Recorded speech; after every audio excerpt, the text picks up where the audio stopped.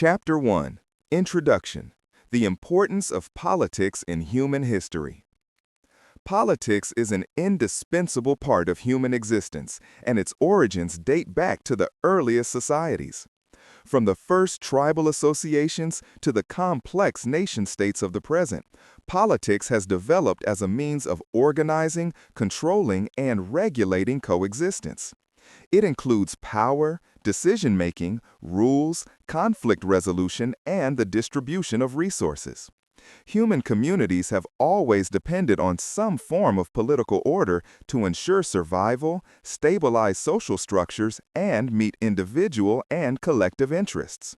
Even in small groups of hunter-gatherers, power relations, norms, and social roles existed, which were formed through informal decision-making mechanisms and mutual agreements. The ability to resolve conflicts peacefully, distribute resources equitably, and pursue common goals was crucial for the survival and development of the groups. The history of mankind shows that political structures are closely linked to technological, economic, and cultural developments. The emergence of agriculture, sedentary life, and the first settlements led to a need for more formal forms of organization. With the increase in population and property, the need arose to establish authority, create rules, and implement mechanisms for conflict resolution. Early forms of politics are often strongly linked to religious ideas. Power and faith merged into a unity that gave legitimacy to the rulers and, at the same time, stabilized the community morally and socially. The combination of religion and politics shows that power could be exercised not only through physical strength, but also through ideological conviction and symbolic authority. However, politics is more than just power. It also includes the ability to shape societies and the creation of institutions that enforce rules and norms. Institutions such as assemblies, councils, courts, or administrative structures were created to structure decision-making processes and ensure legal certainty. These institutions were critical to managing the dynamics of growing communities and maintaining social order. At the same time, historical examples show that political systems have always been a reflection of the culture, values, and economic conditions of a society. Different forms of domination, participation, and social control reflect the respective needs and opportunities that a society had at any given time. A crucial aspect of politics is the question of power and its legitimacy. Even in the earliest societies, power had to be established, accepted, and enforced. Violence alone was rarely enough to ensure lasting stability. Domination was effective when it was recognized by the community and supported by social norms, religion, or tradition. In later societies, with the development of city-states and empires, power was increasingly organized institutionally, whether through laws, administrative systems, or political offices. However, the legitimacy of political rule has always remained a central issue that has occupied philosophers, historians, and politicians alike. It influenced how societies were organized, how conflicts were resolved, and what rights individuals and groups had. Another central aspect of politics is the interaction between the individual and the community. Political structures define the role of the individual, his rights, duties, and opportunities for participation. In early societies, political participation often meant physical presence, consensus building, or adherence to tribal traditions. In modern states, it manifests itself through elections, parties, citizens' initiatives, or participation in public debates. The tension between individual freedom and collective responsibility is a central theme in political history and continues to shape political theories and practices today. Politics is also closely linked to economic conditions. Control over resources, means of production, and trade routes has always been a central engine of political power. Societies often organize themselves around the management and safeguarding of resources, and political conflicts often arose from competition for land, water, food, or later industrial means of production. The way power was distributed across economic resources influenced social hierarchies, class structures, and political tensions. Economic inequality led to social movements, reforms, and revolutions that permanently changed the course of history. In addition, history shows that politics always operates in an area of tension between stability and change. Political systems must both maintain order and show adaptability to respond to social, technological, or environmental changes. Societies that maintained rigid political structures often fell into crisis, while flexible systems enabled innovation, integration of new groups, and adaptation to new challenges. This dynamic nature of politics makes it a living field that requires constant analysis, reflection, and adaptation. However, politics is not just a theoretical concept, but a living process that directly influences people's daily lives. Decisions on security, education, health, infrastructure, and justice show that political processes are not effective in the abstract, but in concrete terms. The way in which policy is shaped determines opportunities and risks for individuals, groups, and entire societies. Historical examples illustrate how political decisions have an impact across generations, whether through wars, reforms, social programs, or international agreements. The analysis of political history also makes it possible to identify patterns, trends, and recurring themes. Changes of power, institution building, conflict management, ideologies, reforms, and revolutions show that politics is shaped by both structural conditions and human action. Historical understanding helps to classify current political developments, to recognize the dynamics of power relations, and to reflect on the basis for future decisions. In summary, politics plays a central role in human history that goes far beyond mere governance. It is an instrument for organizing, resolving conflicts, distributing resources, and shaping societies.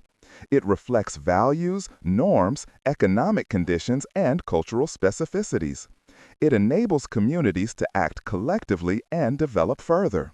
The history of politics shows that power, legitimacy, participation, and institutions are fundamental elements that have developed over the millennia and that still form the basis of political systems today. It is at the same time a mirror of human societies, an expression of collective interests, and a motor of historical developments that shape the future. The view of political history as a continuous process makes it clear that politics is not static, but remains constantly in motion. Today's political landscape, shaped by nation-states, international organizations, democracies, and authoritarianisms, is the result of a long process of development that began in the earliest human communities and has unfolded over thousands of years. Politics is therefore not only a tool, but a basic principle of human existence that regulates coexistence, regulates conflicts, and forms the framework for social developments.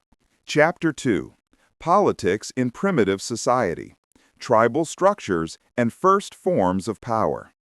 The earliest forms of human politics can be seen in the social structures of primitive society. These societies, which existed tens of thousands of years ago, were characterized by a direct dependence on the natural environment, hunting, gathering food, and later incipient agriculture. In these early communities, politics did not exist in the form of state institutions, laws, or official offices, but as a living, dynamic process that ensured the survival and cohesion of the group. Power and influence were closely linked to skills, experience, social standing, and the ability to mediate conflicts.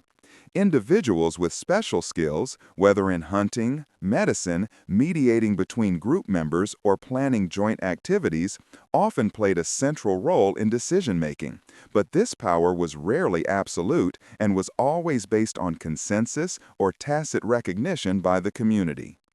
In tribal societies, there were often no formal hierarchies as found in later states.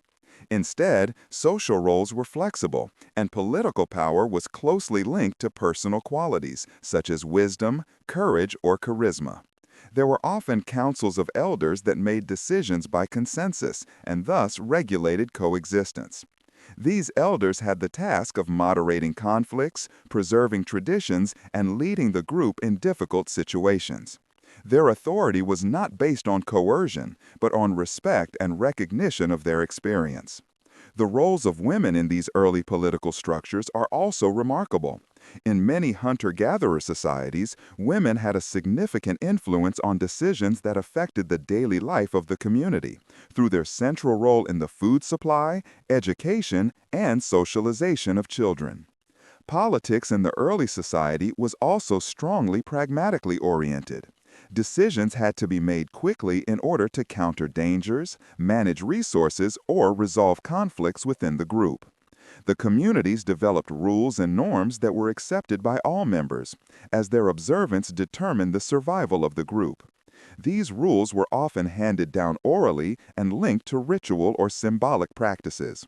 Ritual acts, initiation rites, or festivals not only served cultural identity, but also had a political dimension by demonstrating loyalty, cohesion, and the recognition of authority. Control over resources was a central element of political power in primitive society. Food, water, hunting grounds, and later farmland had to be managed to ensure the survival of the group. Those who could coordinate the allocation of these resources automatically had influence and authority. This led to the first forms of social differentiation, with certain people occupying privileged positions based on their abilities, knowledge, or age. At the same time, power was controlled by collective mechanisms. A person could exercise his authority only as long as the group accepted him. Abuse or assaults often lead to rejection, isolation, or even banishment. It is interesting to note that conflict resolution was already a central component of political practice in early society. While violence was not completely ruled out, most societies developed mechanisms to settle disputes without permanent division. Mediation, reconciliation, arbitration by elders, or symbolic punishments were common methods to secure the social order. These conflict resolution strategies show that political structures in early communities were based not only on power, but also on cooperation and consensus. With the development of agriculture and sedentary lifestyle, political structures changed considerably. Securing land, yields, and supplies required stronger organization. Communities grew, the first villages emerged, and with them the need to codify rules in writing or at least systematically. The first political leadership roles became more specialized, and hierarchies began to emerge. This laid the foundation for more complex political systems, such as those developed in Mesopotamia, Egypt, or later in China and India. The organization of work, the planning of irrigation systems, and the defense of the community led to individuals or families permanently occupying positions of power, which laid the foundation for later forms of rule. A remarkable aspect of early political development was the combination of politics and religion. Even in primitive society, rituals, faith, and the idea of supernatural powers were used to secure social order and legitimize authority. Shamans or spiritual leaders often had great influence because they were seen as mediators between humans and the supernatural world. Their recommendations in decisions, conflicts, or the management of resources were respected and had political impact. This combination of religious authority and political power was to run through the entire history and can be observed in many cultures up to later advanced civilizations. Overall, the analysis of primitive societies shows that politics was an integral part of human organization from the very beginning. It was not abstract, but directly focused on overcoming challenges, ensuring survival, and coordinating collective action. It was based on informal structures, consensus building, social recognition, and practical necessity, and was closely linked to culture, religion, and the economy. Politics in the early society was also an expression of social innovation. Communities have had to learn to solve complex problems, wield power without risking destruction, and at the same time promote solidarity and cohesion. These early political experiences show that human societies developed early on the ability to organize and control collective forms of life that went beyond mere instinctive reactions. The basic principles of primordial politics, consensus, legitimacy, resource control, and conflict resolution accompany humanity to this day and can be found in modern political systems in institutionalized forms. The primitive society thus lays the foundation for understanding political development. Power was always tied to recognition, authority resulted from skills and social trust, and political processes were a means of ensuring the survival, stability, and development of the group. Politics in the early society was also an expression of social innovation. Communities have had to learn to solve complex problems, wield power without risking destruction, and at the same time promote solidarity and cohesion. These early political experiences show that human societies developed early on the ability to organize and control collective forms of life that went beyond mere instinctive reactions. The basic principles of primordial politics, consensus, legitimacy, resource control, and conflict resolution accompany humanity to this day and can be found in modern political systems. Chapter 3: Mesopotamia and Egypt: Kingship and Religion as Politics. The earliest advanced civilizations that produced Mesopotamia and Egypt represented a significant turning point in political history. In these societies, politics developed for the first time in institutionalized and formal structures that went far beyond the informal mechanisms of primitive society. The combination of territorial control, centralized power, religious legitimacy, and complex administration shaped the political landscape of these regions and set standards for the millennia that followed.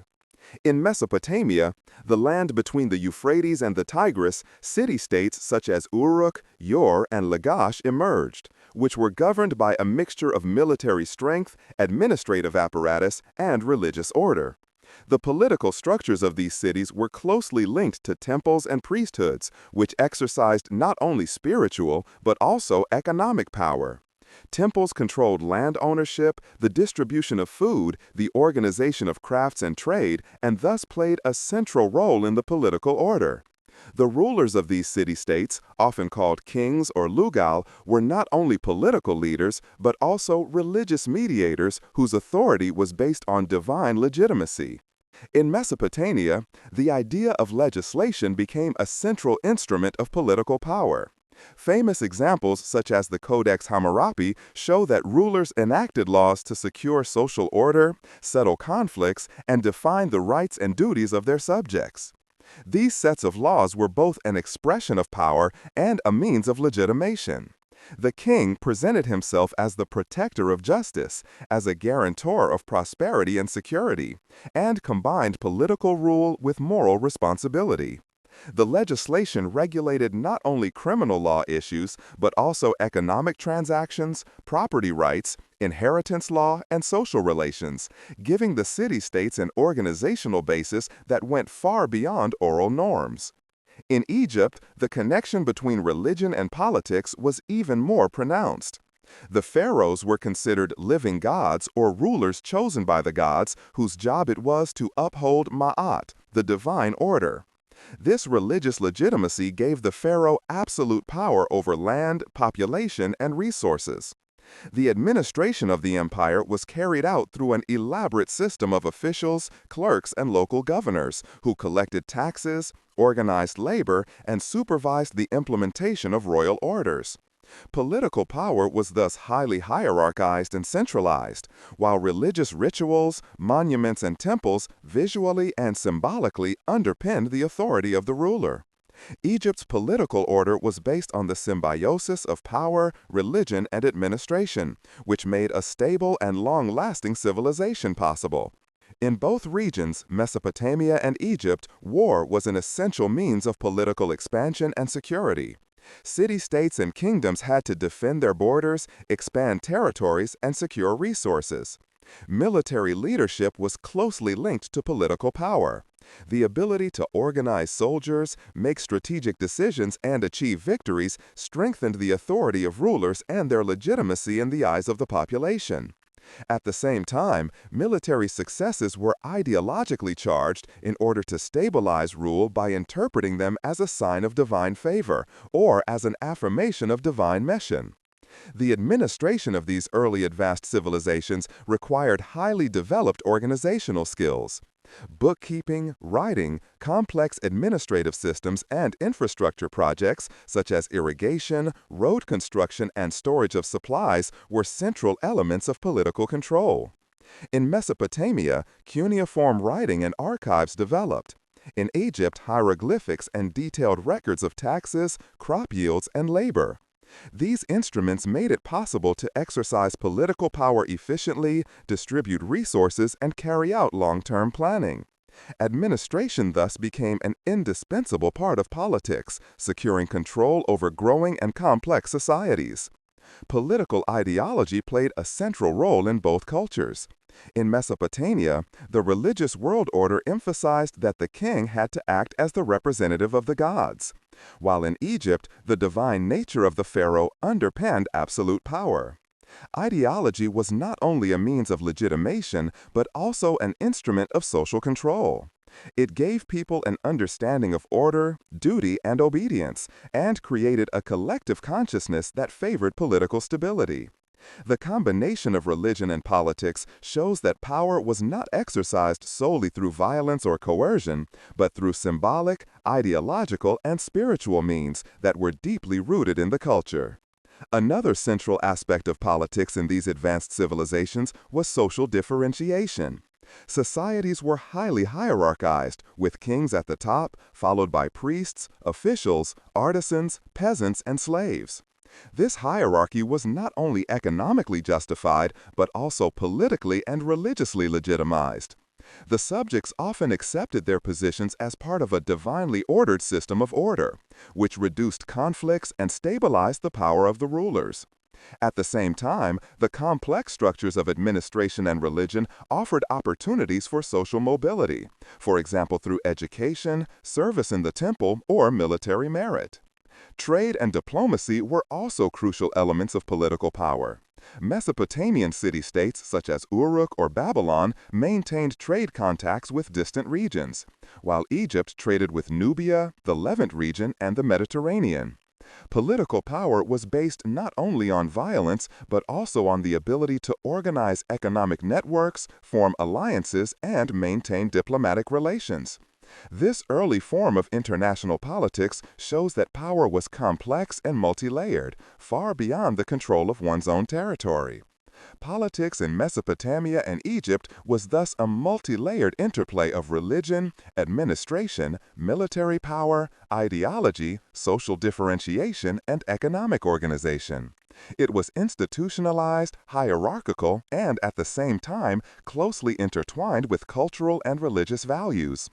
The experiences of these advanced civilizations lay the foundation for many principles of later political development: centralization of power, legitimation through religion or ideology, administration of complex societies, social hierarchy, and the combination of military, economic, and ideological power. Overall, it can be seen that the politics of the early advanced civilizations shaped not only the power of the ruler, but the entire social order. It combined human action with religious ideas, established formal institutions, and laid the foundations for the emergence of states. This political evolution was crucial for the stability and longevity of societies and influenced all subsequent political developments. Mesopotamia and Egypt illustrate that politics is always a complex interplay of power, ideology, administration, religion, and social structures that forms the basis for living together and shaping the world. Chapter 4: Greece, Democracy, Philosophy, and Political Experiments. The political development of Greece represents one of the most fascinating periods in human history, as it marks the experimentation with different forms of government and the integration of philosophy and political thought into social practice. In the ancient Greek world, city-states, the so-called polis, emerged, whose political systems were organized in very different ways, from monarchies to oligarchies to early forms of democracy. Of particular note is Athens, where democracy developed, which would later serve as a model for many modern political systems. These Greek experiments were characterized by the close link between political participation, public discourse, and intellectual reflection. Greek democracy was initially very direct. Citizens took part directly in assemblies, discussed laws, decided on war and peace, and elected civil servants for defined periods of time. However, this political participation was limited to free male citizens, with women, slaves, and foreigners excluded. Despite this limitation, the system offered an institutionalized form of participation for the first time and founded the idea that political power should not be in the hands of individual rulers alone. The mechanisms of democracy included not only votes, but also a complex system of lottery procedures to fill offices, as well as public debates, which served as training grounds for political argumentation and ethical considerations. In addition to practical politics, Greece was also a center of political thought. Philosophers such as Plato, Aristotle, or Socrates reflected on the nature of power, the principles of just rule, and the duties of citizens. Aristotle examined the different forms of government, categorized them, and evaluated their advantages and disadvantages, while Plato philosophized about justice, rule, and the ideal state in his dialogues. This theoretical reflection had a direct impact on political action, as it raised awareness of the responsibilities of rulers and citizens and laid the foundations for a political ethic that was taken up again in later epochs. At the same time, the Greek city-states were characterized by constant competition, internal conflicts, and external threats. War was an everyday means of securing power, territorial expansion, and defending one's own autonomy. This led to a continuous adaptation of political structures and military organizations. Sparta, for example, developed a strict oligarchic form of rule based on military discipline, strict social order, and the control of helots. Political power was concentrated in a few people, but the system guaranteed stability and the ability to mobilize large military forces. Athens' democratic system, on the other hand, combined political freedom with military achievement, as citizens were also actively involved in the defense of the city. Greece's political culture was characterized by public debates, rhetorical skills, and the recognition of argumentation as the central basis of political legitimacy. In the agora, the marketplace and meeting place, decisions were discussed, laws were proposed, and social life was organized. Political participation required education, knowledge of law and tradition, the ability to argue, and a sense of responsibility. This practice fostered an understanding of politics as a collective task, a process based not on violence or succession, but on discourse, consensus, and community participation. Greek politics was also closely linked to culture, religion, and identity. Festivals, rites, and cultural events not only served religious practice, but also had political dimensions, consolidating loyalty, a sense of community, and the recognition of the authority of the city and the law. The integration of religion and politics, which was already visible in Mesopotamia and Egypt, took a differentiated form in Greece. Religion legitimized rule, culture created identity, and political institutions organized daily life. Another important aspect of Greek politics was the idea of political participation as a moral duty. Citizens were not only subjects, but also active shapers of the community. This idea combined ethical considerations with political action. Justice, responsibility, courage, and wisdom were considered characteristics of good citizens and were discussed in philosophical writings and practiced. Political action was thus at the same time a school of virtue in which individuals and communities developed. Greece's political experiments have also led to innovations in legislation, administration, and diplomatic relations. Alliances between city-states, treaties, joint defense alliances, and trade relations show that politics was organized not only domestically but intergovernmentally. The conflicts between Sparta and Athens, the Peloponnesian Wars, and the alliance systems make it clear that power has always been negotiated flexibly, strategically, and ideologically. Philosophy played a special role because it combined political practice with theoretical reflection. Socrates' emphasis on questions, dialogue, and ethical reflection had a lasting influence on Athens' political culture.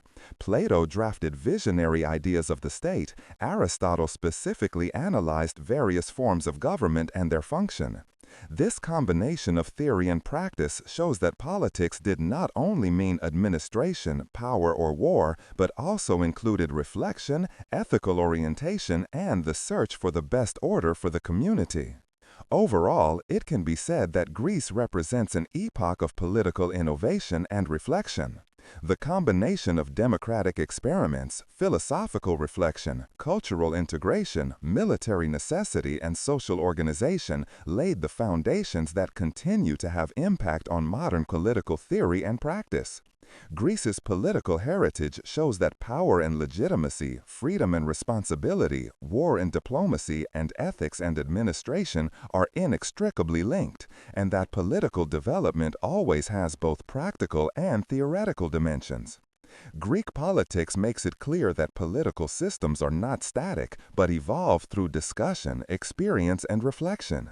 It shows the importance of participation, education, and ethical orientation, and continues to provide insights into how human communities organize power, resolve conflicts, and make collective decisions. Greece thus marks a decisive phase in the history of politics, in which democracy, philosophy, and practical statecraft were brought together in a systematic way for the first time. Chapter 5. Rome, Republic, Law, and Empire. The political history of Rome represents one of the most important periods in world history, as it was here that complex institutions were developed for the first time that permanently shaped the relationship between power, law, citizen participation, and expansion. Rome began as a small settlement on the Tiber and developed over centuries into one of the greatest political and military powers of antiquity. The Roman Republic, founded in 509 BC, was an unprecedented experiment in political organization that sought to prevent concentration of power, ensure simultaneous control by different institutions, and combine the interests of different social groups. The Roman Republic was characterized by a complex system of offices, institutions, and checks and balances. The highest political authority lay with consuls, who were elected for 1 year each and jointly led the executive. However, political power was not absolute, as a system of senate, popular assemblies, and offices such as tribunes ensured that decisions were controlled, discussed, and legitimized. The Senate, originally composed of patricians, developed into a powerful advisory and decision-making body that coordinated politics, finance, foreign relations, and military planning. Popular assemblies allowed citizens to pass laws, elect offices, and vote on war and peace, although this participation was increasingly limited by social and economic inequalities. The Roman Republic was characterized by a complex system of offices, institutions, and checks and balances. The highest political authority lay with consuls, who were elected for 1 year each and jointly led the executive. However, political power was not absolute, as a system of senate, popular assemblies, and offices such as tribunes ensured that decisions were controlled, discussed, and legitimized. The Senate, originally composed of patricians, developed into a powerful advisory and decision-making body that coordinated politics, finance, foreign relations, and military planning. Popular assemblies allowed citizens to pass laws, elect offices, and vote on war and peace, although this participation was increasingly limited by social and economic inequalities. A central aspect of Roman politics was justice. Roman law, codified in the Tables of 12 and later developed by a multitude of laws and precedents, became the foundation of the political order. It defined the rights of citizens, the duties of public officials, and the principles of justice, and created a system that guaranteed stability for centuries. Legal norms were not only instruments of power, but also an expression of order, rationality, and universal validity. Rome's legal tradition thus laid the foundation for many modern legal systems, and the idea that political power must be bound by law and norms. The social structure of Rome was highly hierarchical. The patricians, the wealthy upper class, dominated political office and economic resources, while plebeians, the vast majority of the population, exercised influence through popular assemblies and the election of tribunes. Slaves were completely excluded from political participation, but played a central role in the economy and infrastructure. This hierarchy was reflected in the political institutions and led to constant social tensions that had to be overcome through reforms, compromises, and conflict resolution. The Roman Republic therefore developed mechanisms to prevent the concentration of power and to create social balance, for example, through the principle of collegiality of the consuls, the veto right of the tribunes, and the rotation of offices. The expansion of Rome was another decisive factor in the political development. The military organization was closely linked to political power, as successful campaigns strengthened the authority of individual generals while securing resources, territories, and popular loyalty. Rome built a vast network of roads, organized colonial settlements, and integrated defeated peoples through civil rights, treaties, and administrative systems. This expansion required not only military efficiency, but also diplomatic skill, administrative competence, and the ability to integrate cultural diversity into a coherent political system. The late Republic was marked by political crises that arose from the interplay of ambitions for power, social conflicts, and military success. Figures such as Julius Caesar, Pompey, and Crassus used their military authority, personal loyalties, and political networks to gain influence over republican institutions. These developments eventually led to the transition from the Republic to the Principate, in which Augustus was the first emperor to centralize power in 27 BC without formally completely dissolving the republican structures. The Roman Empire was thus a new model of political organization that combined the concentration of power, administration, military, and law, and laid the foundation for centuries of imperial rule. In the Imperium Romanum, the administration was professionalized in order to efficiently manage the vast territories, different cultures, and complex economic networks. Provinces were administered by governors, taxes were levied, and military presence was maintained. At the same time, Roman law was further developed and adapted to the requirements of an expansive empire. The political ideology of the empire was based on the idea of stability, the protection of peace, and the securing of the prosperity of the empire, while symbolic legitimacy continued to be conveyed through religion, cult, and representation. The emperor was considered a guarantor of order and justice, often with a divine aura that legitimized his power. Rome's politics also influenced philosophy and moral concepts. Stoic philosophers such as Seneca or Cicero reflected on virtue, duty, justice, and the responsibility of rulers. Political power was understood as a moral task that aimed not only to protect the state, but also to protect the well-being of the citizens. This ethical dimension was closely linked to practical politics and contributed to the development of a political culture in which power and responsibility, law and ethics were intertwined. Rome also showed the importance of infrastructure, communication, and organization for political stability. Roads, aqueducts, urban planning, and administrative systems were crucial not only economically but also politically, as they allowed for control, mobilization, and integration. Political power required the ability to manage resources efficiently, disseminate information, and ensure social coherence. Overall, Rome represents a turning point in the history of politics. The combination of republic, legal system, military expansion, administrative efficiency, social hierarchy, and imperial centralization shows that political development is multidimensional. Rome combines the ideals of citizen participation and the rule of law with the practical necessity of power, administration, and expansion. The Roman experience makes it clear that political systems must adapt, develop institutions, and always exercise power in a field of tension between law, morality, war, administration, and social organization. The political history of Rome shows that lasting power and stability are only possible through an interplay of institutions, law, military strength, and cultural legitimacy. Republic experiments, social compromises, and the expansion of empire formed the basis for later political theories, the development of the modern concept of the state, and the idea that political order should be bound by law, administration, and ethical responsibility. Rome uniquely combined theory and practice, republic and empire, law and power, which left a lasting mark on the political history of mankind and served as a model for later state developments. Chapter 6: Middle Ages, Feudalism, Church, and Balance of Power. The Middle Ages are an epoch in which political order, social structures, and power relations were organized in a completely new way.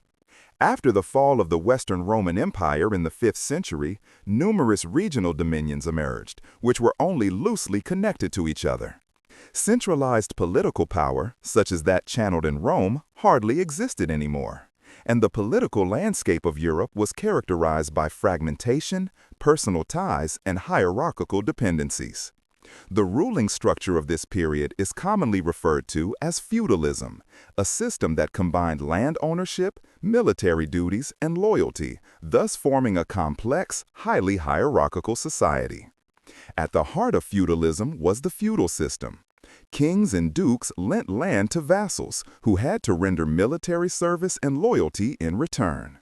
This bond was not contractually regulated in the modern sense, but was based on personal oaths and mutual dependence.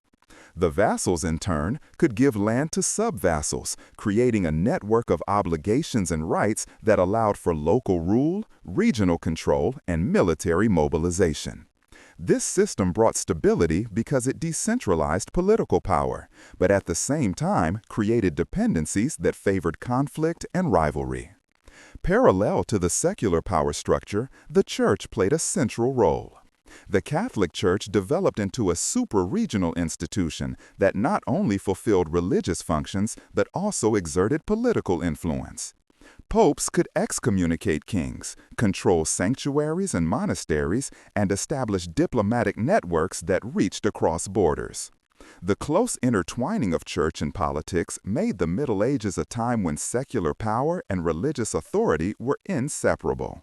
Conflicts such as the investiture controversy in the 11th century illustrate how monarchs and popes' claims to power were negotiated and legitimized. The political structure of the Middle Ages was characterized by a large number of levels of rule. In addition to kings and dukes, there were counts, barons, and knights, whose authority was based on land ownership, military power, and social recognition. Cities developed as autonomous centers that gained their own political scope for action through trade, guilds, and local self-government. This coexistence of centers of power led to a complex web of cooperation, competition, and occasional open conflicts that shaped the political landscape of Europe for centuries. A characteristic feature of medieval politics was the idea of legitimacy, which was conveyed by birth, succession, and divine order. Kings and princes invoked divine authority to justify their rule, while rituals such as coronations, anointings, and solemn oaths symbolically manifested the political order. This form of legitimation combined religious, cultural, and political dimensions and made rule an expression of social hierarchy, ethical ideas, and practical necessity. Medieval politics was also closely linked to military organization and territorial control. Castles, fortresses, and city walls were not only military structures, but also political symbols of power and protection. Wars and raids were just as much a part of everyday life as diplomatic alliances and marriages that served to stabilize rule and consolidate power. Political strategy, military skill, and the ability to secure loyalty and authority were central prerequisites for long-term power. In the Middle Ages, the legal system also developed further. Although there were no national laws as we know them from the modern age, regional jurisdiction, city laws, and the codification of church norms created principles of order. Knightly ethics, feudal law, and canon law determined behavior, defined rights and duties, and formed the basis for political and social stability. These legal norms were not only instruments of control, but an expression of an understanding of justice that encompassed both practical and moral. Trade and economic development also had political consequences. Cities such as Venice, Florence, or Lubeck gained political autonomy and influence through economic strength. Merchants and guilds developed their own rules, organized markets, built up administration, and were thus able to influence political decisions. These actors represented a new form of political power that coexisted with feudal lords and the church, making medieval politics more complex and dynamic. Culturally, the Middle Ages were characterized by a close connection between politics, religion, and education. Monasteries, universities, and court schools not only trained clergy and civil servants, but also functioned as centers of knowledge that imparted political competence and ethical orientation. Political legitimacy and moral education were linked together, so that rule was stabilized not only by power, but also by recognition and ethics. Finally, the role of conflicts and wars, which shaped the Middle Ages as well as institutional developments, must not be overlooked. Crusades, territorial disputes, and dynastic disputes were expressions of the tension between power interests, religious conviction, and territorial expansion.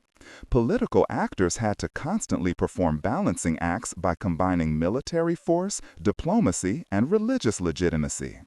In summary, the Middle Ages show that political power was exercised in a decentralized, hierarchical, and religious context.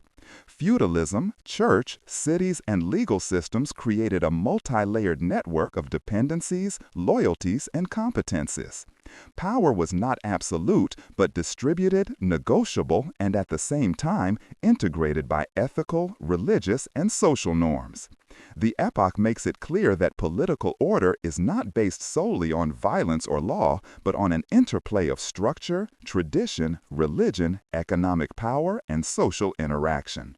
The Middle Ages teach that political stability arises from fragmentation, complex relations of loyalty, and institutional innovations, and that political power is always exercised in the field of tension between hierarchy, religion, law, and social organization. It shows that political systems must be flexible in responding to internal conflicts, social changes, and external challenges, and that power can hardly persist in the long term without moral and legal legitimacy. Chapter 7: Renaissance and Early Modern Period, Political Thought and Machiavelli. The Renaissance and the early modern period marked a turning point in the political history of Europe, in which the way we thought about power, state, and society changed profoundly. While the political order of the Middle Ages was strongly influenced by religion, feudal relations, and tradition, new ideas of governance, individuality, and realpolitik began to emerge in the Renaissance. The rediscovery of ancient philosophy, art, and science led to a reflection on human nature and the structure of political systems, which laid the foundation for modern political theory. In Italy, especially in the city-states of Florence, Venice, and Milan, experiments in administration, diplomacy, and power politics developed that influenced the political debates of the entire European early modern period. Machiavelli is without a doubt the central figure of this era. His work, Il Principe, is considered a manifesto of political realpolitik, which describes the functioning of power analytically, free of moral blinkers, as was common in the Middle Ages. Machiavelli argued that political stability and retention of power often require pragmatic decisions that go beyond conventional morality. For him, the state was a system in its own right, whose laws, structures, and strategies were geared towards efficiency and survivability. He emphasized that a prince must skillfully balance virtue and necessity, secure loyalty, and strategically neutralize political opponents to ensure order and control. In addition to Machiavelli, other political theories emerged in the Renaissance that reflected on the relationship between the individual, society, and ruler. Humanist thinkers such as Erasmus or Thomas More criticized abuse of power and corruption and pleaded for just, well-ordered societies based on education, ethics, and the common good. These debates led to a new awareness that politics does not consist solely of military strength and dynastic ambitions, but must be rooted in ethical responsibility, law, and administration. The Renaissance of political theory was thus a field in which pragmatism, idealism, and rationality met. State structures also changed. The city-states of Italy served as laboratories of political organization in which trade, diplomacy, military, and culture were linked. Florence, for example, developed a complex system of consuls, counselors, and civil servants that combined administration, justice, and economic interests. Venice, the Serenissima, was characterized by an oligarchic system that reconciled trade, maritime expansion, and political stability. These examples show that political order was increasingly based on institutions, planning, and strategic administration, while personal dependencies of the Middle Ages became less important. The early modern period was also characterized by the increasing centralization of power. Monarchies in France, Spain, and England began to overcome feudal structures, standardized tax systems, maintained standing armies, and professionalized administrative apparatuses. This development was closely linked to the idea of the sovereign state, which has territory, population, and jurisdiction. Centralized rule offered efficiency, stability, and assertiveness, while at the same time placing new demands on political legitimacy, bureaucratic organization, and military control. Religion remained a central factor in politics, especially after the Reformation.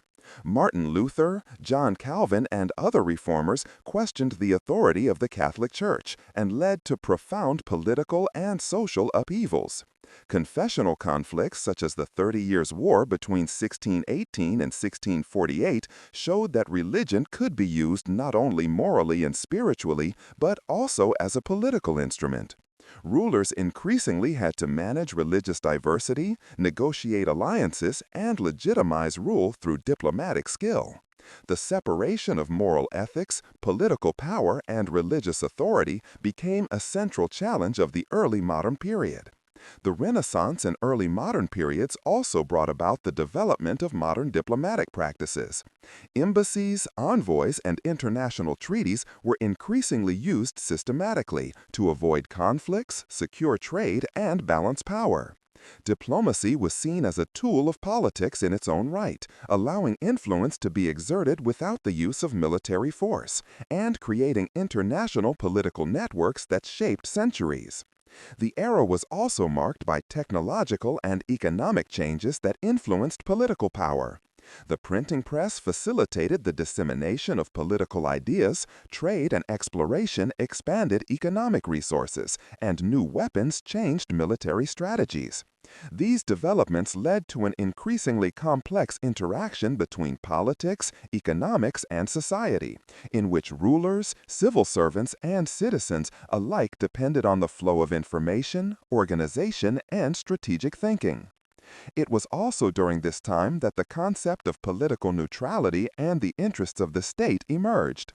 The idea that politics should be rational, purpose-oriented, and focused on the stability of the state was increasingly accepted. Machiavelli had described this idea in theoretical form, while the practical political systems implemented it by linking power, diplomacy, administration, and military organization. The principle of realpolitik gained importance without completely abandoning ethical or religious values, but rather used instrumentally in politics. In summary, the Renaissance and early modern period make it clear that politics could no longer be based solely on tradition, religion, or personal power. The development of statehood, diplomatic methods, centralized administration, and realistic power politics fundamentally changed the structure of European societies. Power was analytically reflected, ethical questions remained relevant, and the combination of pragmatism, planning, and institutionalization laid the foundation for the modern political order. The epic shows that political power becomes increasingly complex as societies grow, economic resources increase, and international relations are intensified.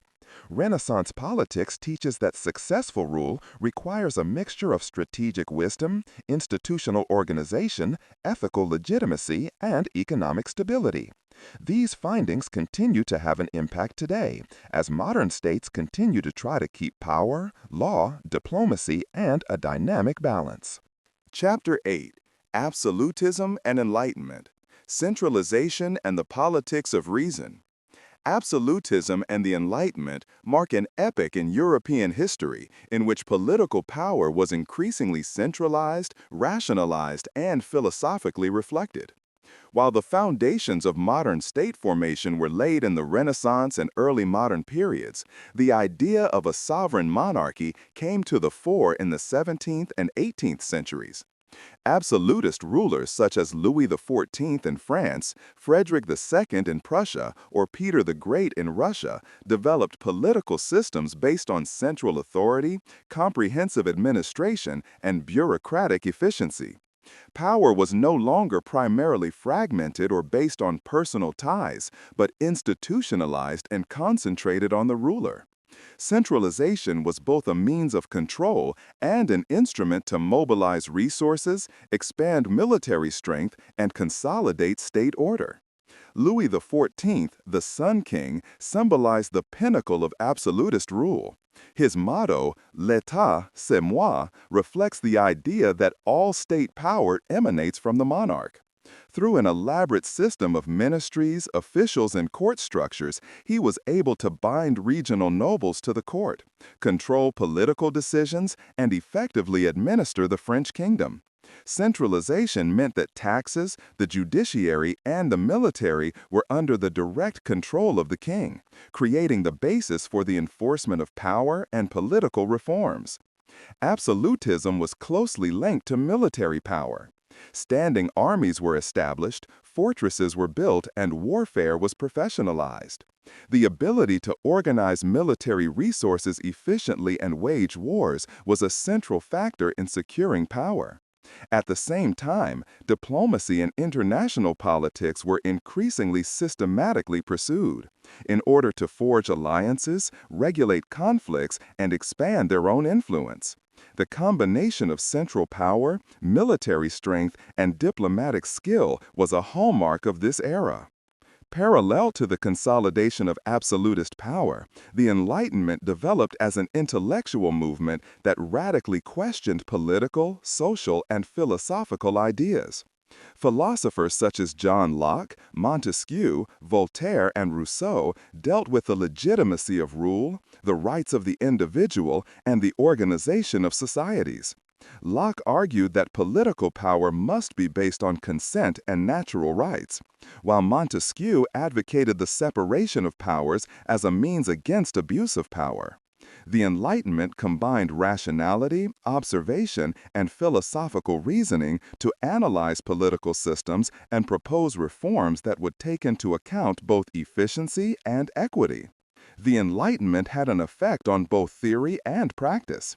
In Prussia, Russia, and Austria, reforms were introduced that streamlined administration, promoted education, and supported economic modernization. Frederick II, for example, saw himself as an enlightened despot who legitimized state power through reforms, jurisdiction, and the promotion of the arts. During this time, the idea arose that rule could be justified not only by birth and tradition, but also by competence, education, and benefit for the common good. The combination of absolutism and Enlightenment shows that centralization and rational politics complemented each other and combined political efficiency with intellectual reflection. The idea of the interests of the state and rationality became increasingly dominant. Politics was seen as an independent area in which decisions had to be oriented towards calculation, utility, and long-term stability. Moral and ethical considerations did not lose their importance, but were integrated into the logic of state efficiency. The principles of legality, administration, and central control form the basis for modern state organization and the formulation of political theory which continues to have an impact today. In addition to centralization and philosophy, economic development shaped the politics of this era. Mercantilism and state-controlled economics were introduced to mobilize resources, promote trade, and secure power. State control over production, taxes, and trade routes was not only a means of consolidating power, but also an expression of rational planning and efficiency, which were increasingly valued in the era of absolutism. Economic strength was understood as an integral part of political power. Social classes and the population were also politically relevant. Absolutism led to the institutionalization of subject obligations, the expansion of the tax system, and the enforcement of legal norms. At the same time, the Enlightenment brought forth an awareness of rights, education, and participation, which paved the way for long-term democratic developments. Rule and power increasingly had to be measured against a mixture of traditional loyalty, administrative efficiency, and ethical legitimacy in order to remain stable in the long term. The epoch of absolutism and the Enlightenment makes it clear that political power is not static, but must adapt to social, economic, and intellectual changes. Centralization, administration, military, diplomacy, and economic planning were necessary to secure rule, while philosophical reflection and enlightenment provided the moral and rational framework for power. Rule became an interplay of control, planning, legitimation, and wisdom. In summary, Chapter 8 shows that absolutism and enlightenment are two sides of the same coin. One aspect emphasizes concentration of power, military strength, and bureaucratic efficiency, while the other reflects the importance of reason, law, morality, and reform. This epoch shows that political systems rely on both power and intellect to ensure stability, progress, and social acceptance. The developments of this period paved the way for modern forms of government, democracies, administrative systems, and the understanding of political legitimacy. Chapter 9: Revolutions, Freedom, Popular Sovereignty, and New States. The 18th and 19th centuries were marked by far-reaching political upheavals that radically changed the foundations of state order and the idea of rule.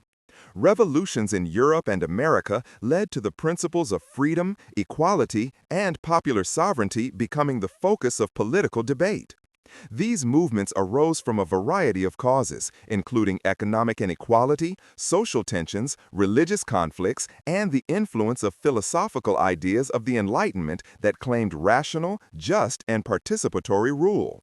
Revolutions were not only an expression of discontent, but also catalysts for the emergence of new political structures that prepared modern democracies and concepts of the state. The American Revolution of 1775 to 1783 was a decisive event that illustrated the change from colonial subordination to self-determined state formation. The 13 colonies in North America rose up against the British Crown, with economic burdens such as taxes without parliamentary representation and political repression as central points of conflict. Revolutionary leaders such as George Washington, Thomas Jefferson, and Benjamin Franklin combined practical statesmanship with philosophical ideas that went back to Locke and Montesquieu. The result was the Declaration of Independence of 1776, which focused on the fundamental rights of the individual, freedom, life, and the pursuit of happiness, and implemented the idea of popular sovereignty for the first time in a constitutionally fixed framework. The American Revolution of 1789 to 1799 went a step further and produced both social and political radicalism. The deep social inequalities between the nobility, clergy, and the Third Estate led to a massive uprising that challenged traditional rule. The Declaration of the Rights of Man and the Citizen proclaimed liberty, equality, and fraternity, while the power of the king was abolished and a constitutional and later republican order was established. However, the revolution also brought violence, terror, and political instability, as rival factions competed for the implementation of ideals and power. Nevertheless, it laid the foundation for modern rule of law and civil rights, the principles of which still apply today. Parallel to these events, other revolutionary movements unfolded in Latin America, which achieved independence from colonial powers under the leadership of personalities such as Simón Bolívar and José de San Martín. These revolutions were strongly influenced by Enlightenment philosophy and the examples of America and France.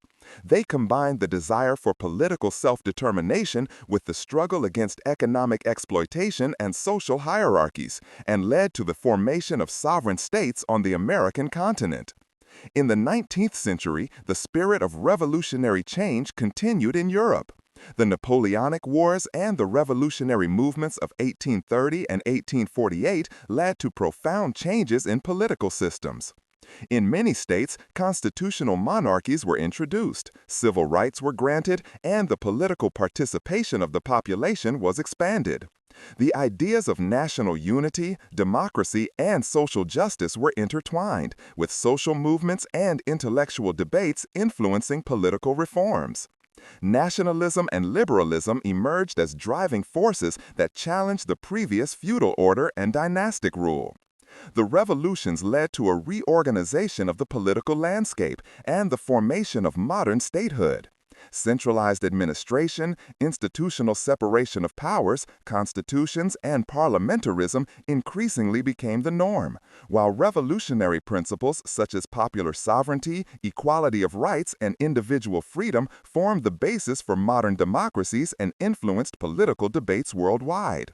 At the same time, the experience of revolutions shows that change does not take place without conflicts, resistance, and adaptations. The transition from feudal or absolutist structures to modern participatory states was a slow, often violent process that combined political, social, and economic dimensions. A central feature of this epoch was the combination of political ideals with practical statesmanship.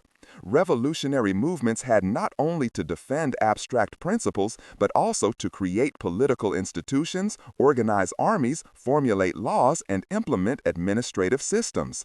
The balance between ideals and pragmatic implementation was the decisive challenge that continues to shape political thinking to this day. The effects of the revolutions were global. They inspired anti-colonial movements, social reforms, and democratic developments in Asia, Africa, and Latin America. They led to the spread of human rights, the establishment of constitutions, and the emergence of new political orders based on popular sovereignty, law, and citizen participation. Revolutions show that power, freedom, and justice are always intertwined, and that political systems must be flexible but at the same time stable in order to meet the demands of society and the individual. In summary, it can be said that the revolutions of the 18th and 19th centuries were decisive for the formation of modern political ideas. Freedom, popular sovereignty, and the idea of human rights were not only formulated theoretically, but tested in practice. The experience of this period shows that political transformations are profound and complex, that they involve conflicts and opportunities at the same time, and that the combination of ideals and institutions forms the basis for long-term stability. The revolutions led to a new view of the state, society, and power that continues to have an impact today. They emphasize that political legitimacy does not arise solely from tradition or power, but from consent, participation, and law. At the same time, they illustrated the tension between ideals and reality, between freedom and order, between individual aspirations and collective responsibility. These insights form the foundation for modern political theory, which recognizes democratic institutions, human rights, and the principles of popular sovereignty as core values and translates them into practical policies. Chapter 10: Nation-States and Empires, Industrialization and Political Transformation. The 19th century was an era of profound political, economic, and social transformations. Industrialization changed not only the way people worked and lived, but also the political structures of entire nations and empires. Nation-states emerged, old dynasties and feudal rule were challenged, and the idea of political belonging increasingly shifted from dynastic loyalty to national identity. At the same time, empires such as the British, Russian, or Ottoman empires expanded, which were characterized by industrial innovation, military power, and economic interests. The fusion of industrialization and political transformation created new challenges, but also opportunities for state organization, political participation, and social justice. Industrialization fundamentally changed the societies of Europe and North America. Factories, railways, steamships, and the mechanization of production led to urbanization that attracted millions of people to the cities. The new industrial elite demanded political participation, economic freedom, and legal security. At the same time, the working class's awareness grew that social inequalities and unfair working conditions required political solutions. This development led to a realignment of political interests, which demanded both economic and social reforms. Nation-states responded to these challenges by modernizing their administration, expanding infrastructure, and increasingly recognizing the rights of their citizens. The formation of nation-states was closely linked to the rise of nationalism. In Germany and Italy, for example, disparate small states were merged into unified nations through political and military processes. Otto von Bismarck in Germany knew how to combine wars, diplomacy, and internal reforms in order to realize German unification. In Italy, Giuseppe Garibaldi, Camillo Cavour, and Victor Emmanuel II carried out similar processes of unification that overcame regional differences and created national identity. Nation-states meant not only political centralization, but also the creation of a common cultural identity, legal standards, and administrative efficiency. Parallel to the formation of nation-states, empires existed based on territorial expansion, colonial rule, and economic exploitation. The British Empire expanded worldwide, supported by industrial capacity, naval power, and trade. The Russian Empire expanded eastward, integrating different ethnic groups under a centralized authoritarian administration. The Ottoman Empire, on the other hand, faced the challenge of modernizing itself while at the same time asserting its territorial and political claims. These empires combined economic interests with military power and political strategies to ensure stability and influence. Industrialization and political transformation also led to a new role for the state in economic matters. Governments increasingly intervened in the economy and society to promote infrastructure, expand education systems, and regulate social conflicts. In Prussia, France, and Great Britain, social laws, labor rights, and education policies were introduced to alleviate social tensions and ensure political stability. The modern state became an institution that not only exercised power, but also assumed responsibility for the common good. The political ideas of the 19th century were characterized by liberalism, socialism, and conservatism. Liberal movements campaigned for parliamentary participation, individual freedoms, and economic freedom.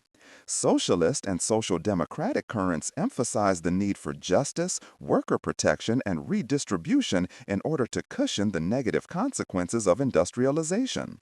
Conservative forces tried to preserve the order of monarchies, empires, and traditions while at the same time adapting to the new social and economic realities. The political discourse of the time reflected the tensions between tradition, modernization, and social demands.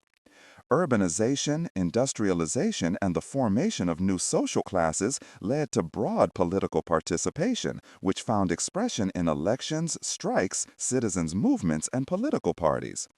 Nation-states had to develop mechanisms to organize this participation, ensure representation, and regulate political conflicts.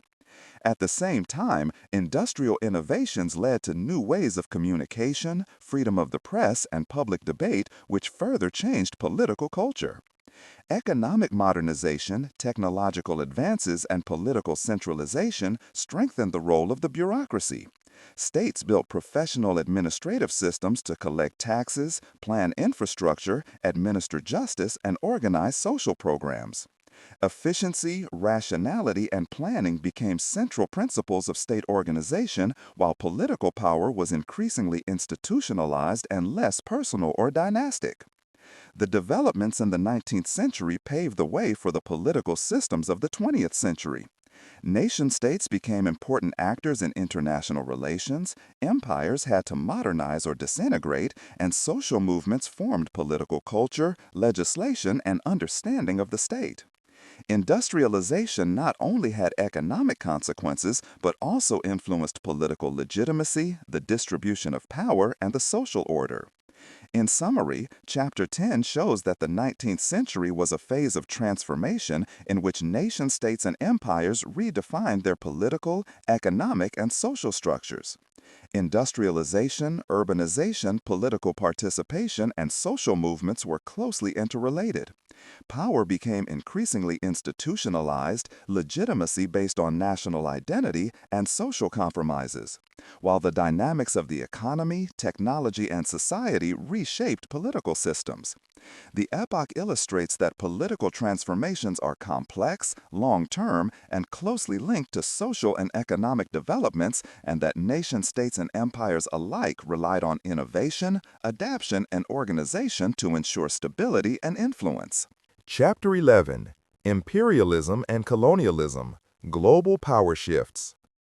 The age of imperialism in the late 19th and early 20th centuries marked a period of profound global power shifts, in which European nations, supported by industrial and technological superiority, expanded their zones of influence to almost every continent. Colonialism was not only a form of economic exploitation, but also an instrument of political demonstration of power, cultural penetration, and strategic control.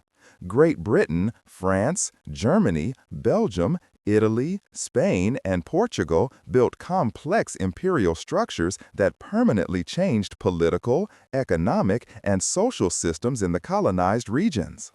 Imperialism was closely linked to industrial production, military technology, and capitalist economic systems, which enabled the imperial powers to secure raw materials as well as establish markets for their products.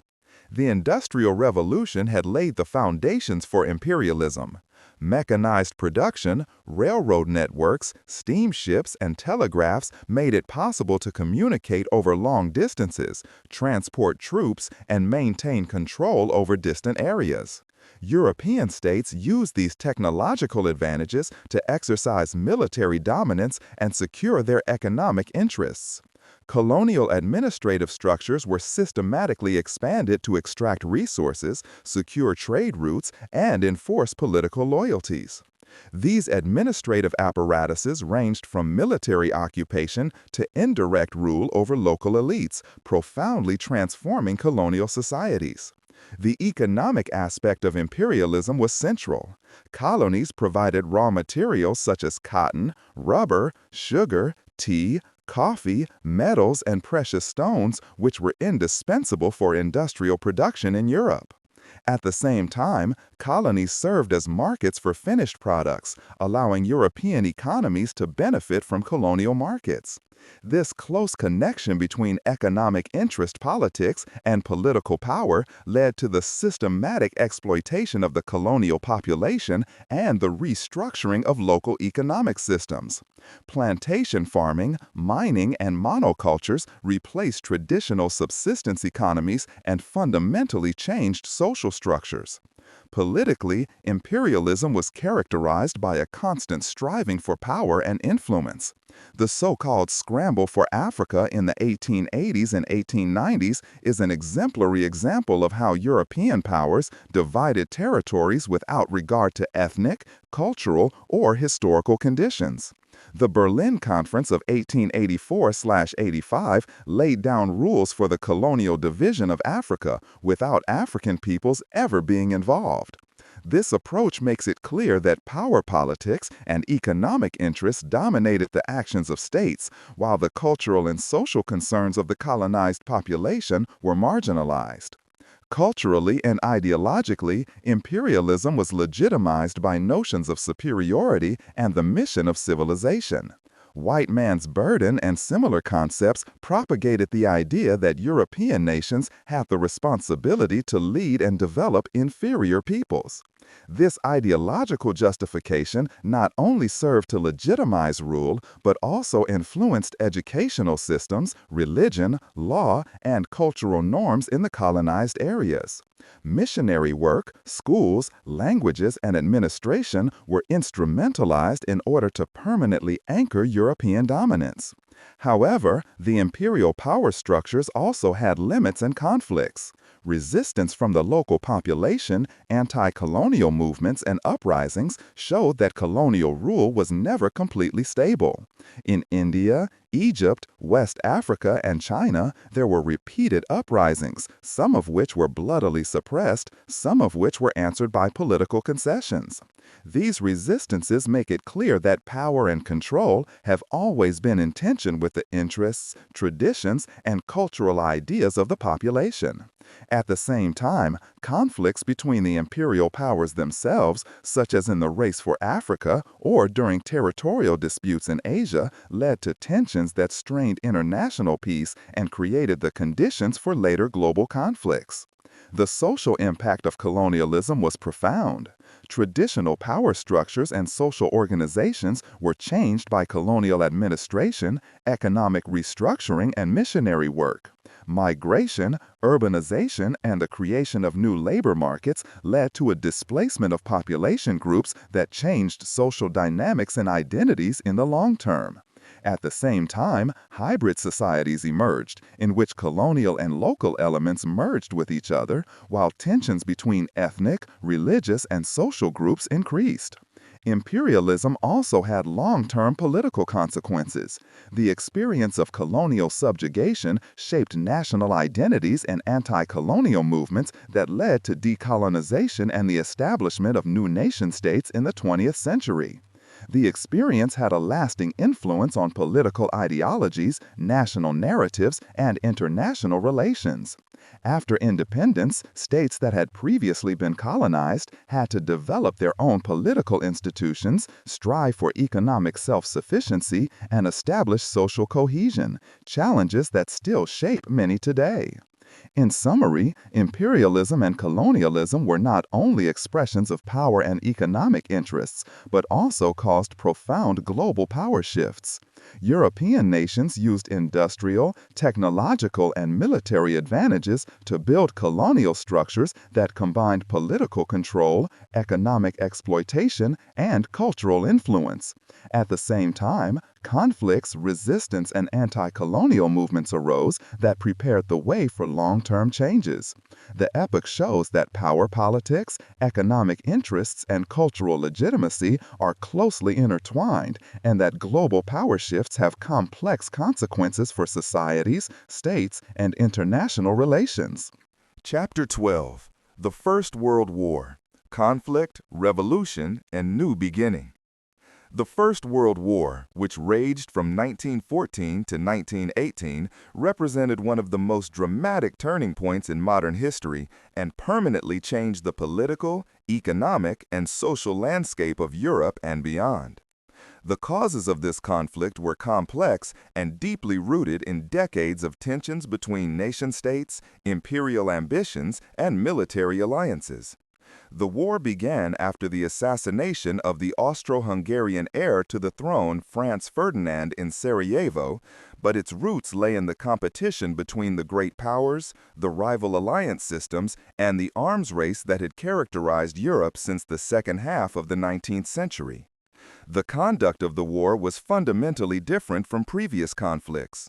Modern technology and industrial mass production made it possible to mobilize entire societies. The use of tanks, aircraft, machine guns, submarines, and chemical weapons. The fronts froze in long trench warfare, especially on the Western Front, while on the Eastern Front there was greater mobility but equally devastating losses. Millions of soldiers and civilians died, entire regions were devastated, and the social and economic structures of the affected countries fell into a deep crisis. Politically, the war led to massive upheavals. In Russia, the burden of the war culminated in the Revolution of 1917, which overthrew Tsarist rule and brought the Bolsheviks to power. This not only changed Russia's political landscape, but also had international implications, as the new Soviet government advocated a radically different ideology that challenged the traditional balance of power in Europe. In Germany, the defeat in the war led to unrest, revolutions, and the end of the monarchy, while in Austria-Hungary and the Ottoman Empire, old empires collapsed and new nation-states emerged. The war proved that military conflicts do not remain isolated, but can trigger profound political upheavals that redefine the order of entire continents. The economic consequences of the First World War were just as serious. The financing of the war led to enormous national debt, inflation, and scarcity of resources. Agriculture and industry suffered from the mobilization and destruction of the fronts. While some countries, especially the USA, benefited from the war economy, many European countries experienced a massive economic shock. The population was often not supplied, hunger and social unrest spread, and political instability was exacerbated by economic hardship. Socially, the war led to far-reaching changes. In many countries, women took over jobs that had previously been reserved for men and contributed to the maintenance of industry and supply. This changed ideas about gender roles and laid the foundation for later political and social reforms, including women's suffrage in several European countries. At the same time, traumatic experiences, the loss of entire generations, and the psychological consequences of the war led to a deep cultural and social crisis, which was reflected in literature, art, and philosophy of the interwar period. The peace negotiations of 1919, especially the Treaty of Versailles, tried to establish order and stability, but the conditions were controversial and problematic. Germany was forced to pay substantial reparations, territories were lost, and military restrictions were imposed. At the same time, new states were founded, such as Poland, Czechoslovakia, and Yugoslavia, while old empires collapsed. While this reorganization of Europe was an attempt to secure peace, it left unresolved tensions that led to renewed conflict in the decades that followed. Internationally, the war had far-reaching consequences. The United States rose as a new world power, while the British and French empires tried to secure their colonial possessions. The League of Nations was founded to regulate international conflicts through diplomacy and cooperation, but its effectiveness was limited, and many states did not adhere to its principles. The First World War showed that the old balance of power in Europe and the world was no longer tenable, and that new political, economic, and military structures were needed to stabilize the international order. Culturally and ideologically, the war led to profound reflections on humanity, violence, and politics. Art, literature, and philosophy dealt with the horrors of war. Movements such as Expressionism in Germany or Dadaism in Switzerland reflected the break with old values and the search for new forms of expression in a world traumatized by mass violence and destruction. The war left behind an awareness of the fragility of order, morality, and rationality that shaped the thinking of the entire 20th century. In summary, the First World War was not just a military conflict, but a comprehensive social, political, and economic upheaval that challenged existing power structures and created new political realities. The destruction, social upheaval, and political revolutions of these years mark the transition from a 19th century world characterized by nation-states and empires to a new order in which ideologies, mass mobilization, and global networking play central roles. The war showed the limits of military power, the need for political adaptation, and the profound consequences of industrial warfare for societies worldwide. Socially, the war led to far-reaching changes. In many countries, women took over jobs that had previously been reserved for men and contributed to the maintenance of industry and supply. This changed ideas about gender roles and laid the foundation for later political and social reforms, including women's suffrage in several European countries. At the same time, traumatic experiences, the loss of entire generations, and the psychological consequences of the war led to a deep cultural and social crisis, which was reflected in literature, art, and philosophy of the interwar period.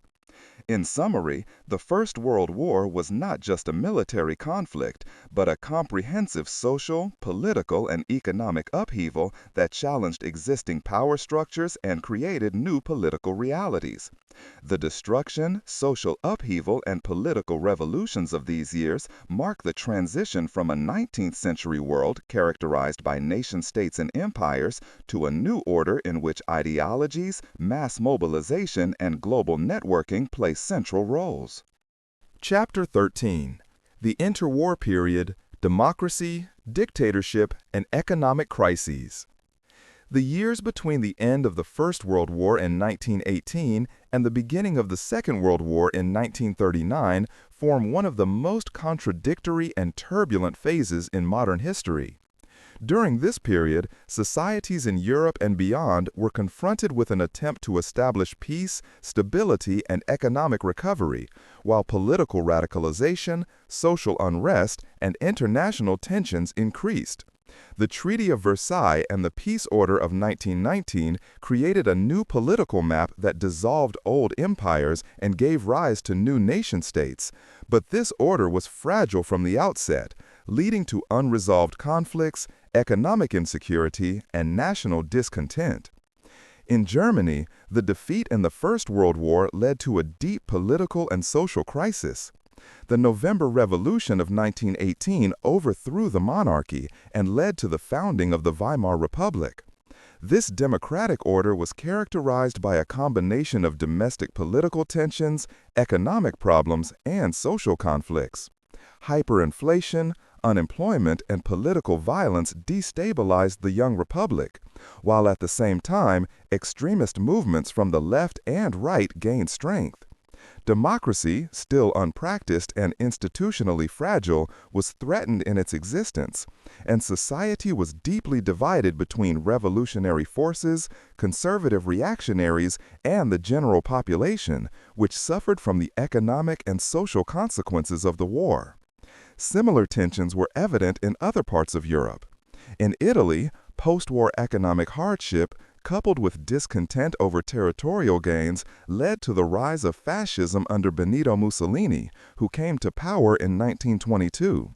In Eastern Europe, newly founded states such as Poland, Czechoslovakia, and Yugoslavia struggled with internal political conflicts, ethnic tensions, and economic instability.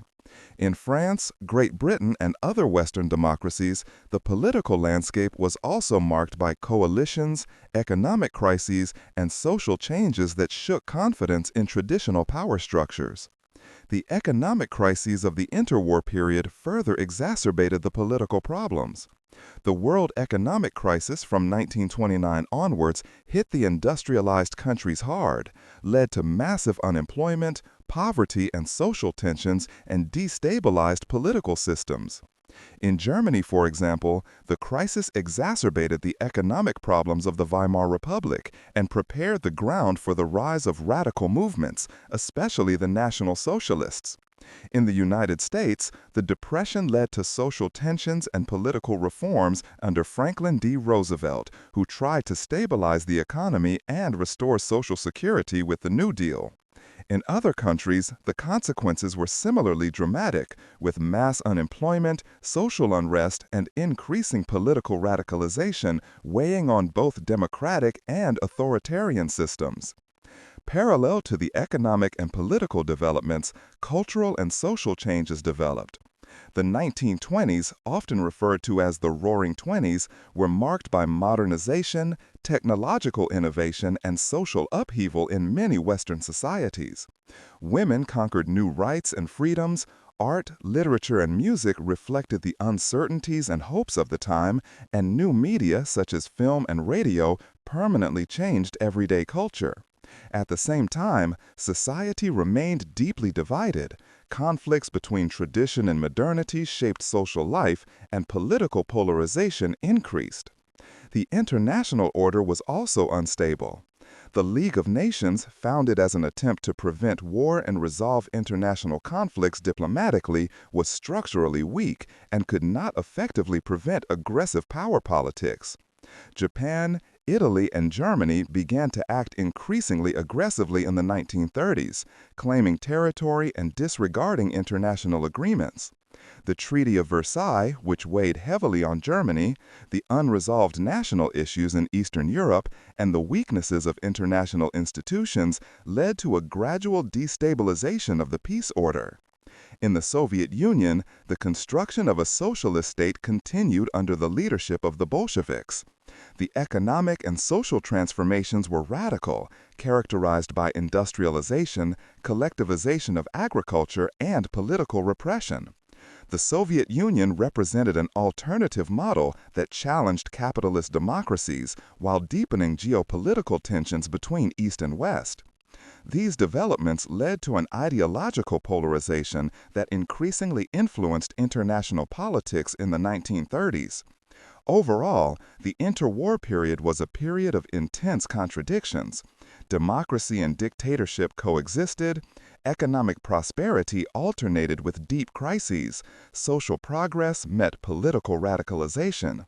Time has shown that political order, economic stability, and social cohesion are closely linked, and that any weakness in one of these areas can have serious repercussions on the others. This period set the stage for the global conflicts of World War II, as unresolved tensions, political extremisms, and international instabilities put the world in a state of permanent vulnerability. To sum up, the interwar period was a period of profound transformation, in which the world tried to recover from the devastating consequences of the First World War, but created new political, economic, and social problems in the process. Democracies emerged and failed, dictatorships consolidated, economic crises destabilized entire societies, and the cultural and social changes showed the dynamism but also the fragility of the modern world. The experience of these years has taught us that political progress is difficult to secure without economic stability and social justice, and that unresolved international conflicts can escalate again at any time. Chapter 14: The Rise of Totalitarian Regimes, Fascism, Nazism, and Stalinism. The interwar period was marked not only by economic crisis and political experiments, but also by the emergence of totalitarian regimes that were to decisively shape the world in the decades to come. The rise of fascism in Italy, Nazism in Germany, and Stalinism in the Soviet Union is an impressive illustration of how social uncertainty, economic hardship, and political instability can favor authoritarian solutions. These regimes were characterized by a strong leadership principle, comprehensive control over state and society, and the suppression of political opponents. They used propaganda, terror, and ideological indoctrination to consolidate power and shape social structures according to their ideas. Italy was the first country in which fascism came to power under Benito Mussolini. After the First World War, Italy was marked by economic hardship, political unrest, and disappointed territorial expectations. Mussolini knew how to channel the discontent of the population, especially the middle and lower classes, and create a movement that promised nationalism, militarism, and order. The black shirts played a central role in intimidating political opponents, and in 1922, the March on Rome led to Mussolini being installed as prime minister. Within a few years, he established an authoritarian regime that suppressed the opposition, controlled trade unions, and increasingly brought society into line. In Germany, conditions were similarly precarious, but National Socialism developed under unique circumstances. The Weimar Republic was unstable from the outset and was heavily burdened by the consequences of the defeat in the First World War, the reparations demands of the Treaty of Versailles, and the global economic crisis of the 1930s.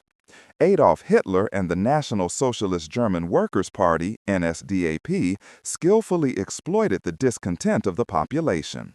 They combined aggressive nationalist rhetoric, anti-Semitic ideology, and the promise of economic recovery with massive propaganda and paramilitary violence. Hitler's appointment as Reichschancellor in 1933 marked the beginning of the rapid establishment of a totalitarian state in which political opponents were eliminated, the media were brought into line, and an all-encompassing system of surveillance was established. The Nazi ideology propagated the superiority of the Aryan race, the necessity of territorial expansion, and total loyalty to the Führer. At the same time, a form of totalitarianism based on ideological and economic control developed in the Soviet Union under Joseph Stalin. After Lenin's death in 1924, Stalin managed to prevail against his rivals and create a system that combined both political repression and radical economic transformation. Through the collectivization of agriculture and forced industrialization, he tried to make the Soviet Union economically independent and to shape society according to socialist principles. Millions of people were victims of coercive measures, famine, and political persecution, while an extensive network of intelligence, show trials, and terror eliminated all opposition. Stalin's rule showed the extreme form of totalitarian control that permeated both economic and social structures and almost completely restricted individual freedoms. The similarities between these regimes lie in the way they consolidated power. All of them used propaganda to ideologically influence the population and mobilize support. Media, education, and culture were instrumentalized to spread the ideology of domination and suppress critical thinking. Political opponents were persecuted, imprisoned, or eliminated, while the police and intelligence services established comprehensive control mechanisms. Social institutions such as trade unions, parties, or independent media were brought into line, and a strong cult of leadership secured the personal power of those in power. These systems were not only politically repressive, but also deeply interfered with the daily lives of the population, shaping values, norms, and notions of loyalty and obedience.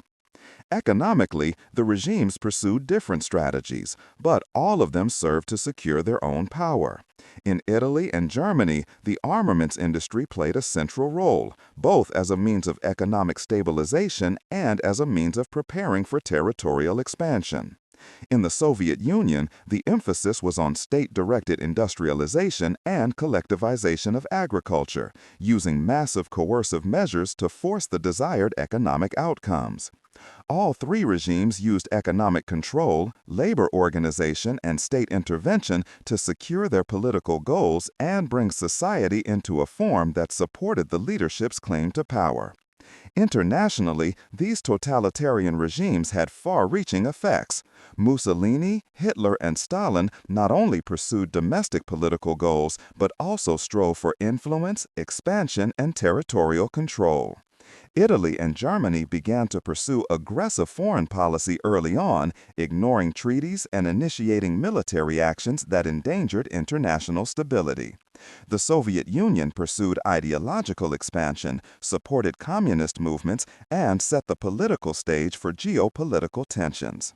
The interplay of aggressive foreign policy, ideological propaganda, and domestic repression contributed significantly to the destabilization of the international order in the 1930s. Culturally and socially, these regimes fundamentally changed the world. Art, literature, education, and media were aligned with the goals of those in power. In Germany, for example, degenerate works of art were banned, while propaganda culture glorified the superiority of National Socialism and the heroic role of the Führer. In Italy and the Soviet Union, similar instruments were used to secure loyalty and ideology. At the same time, the suppression of opposition and free thought led to cultural stagnation, which severely restricted creative development and critical reflection. The rise of totalitarianism between the world wars shows how economic emergencies, political instability, and social uncertainties can favor authoritarian solutions. The consequences were catastrophic, as these systems not only suppressed individual freedom but also contrary outward and destabilized the international order. The mechanisms of consolidation of power, propaganda, repression, and economic control formed a pattern that prepared the world for World War II and decisively shaped the political dynamics of the 1930s. In summary, the rise of fascism, Nazism, and Stalinism illustrates the threat to democratic systems, the dangerousness of extremist ideologies, and the profound effects of economic and social crises on political development.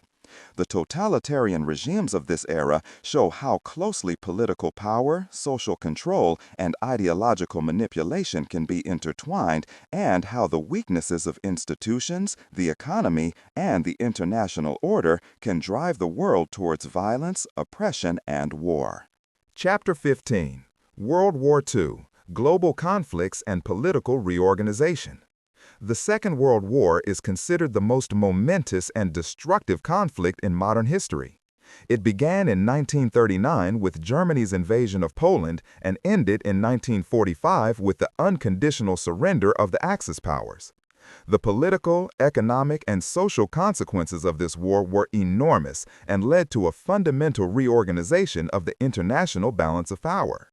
The war was an expression of the extreme ideological conflicts between totalitarian and democratic states, but at the same time, it was also a struggle for territorial supremacy, resources, and zones of influence.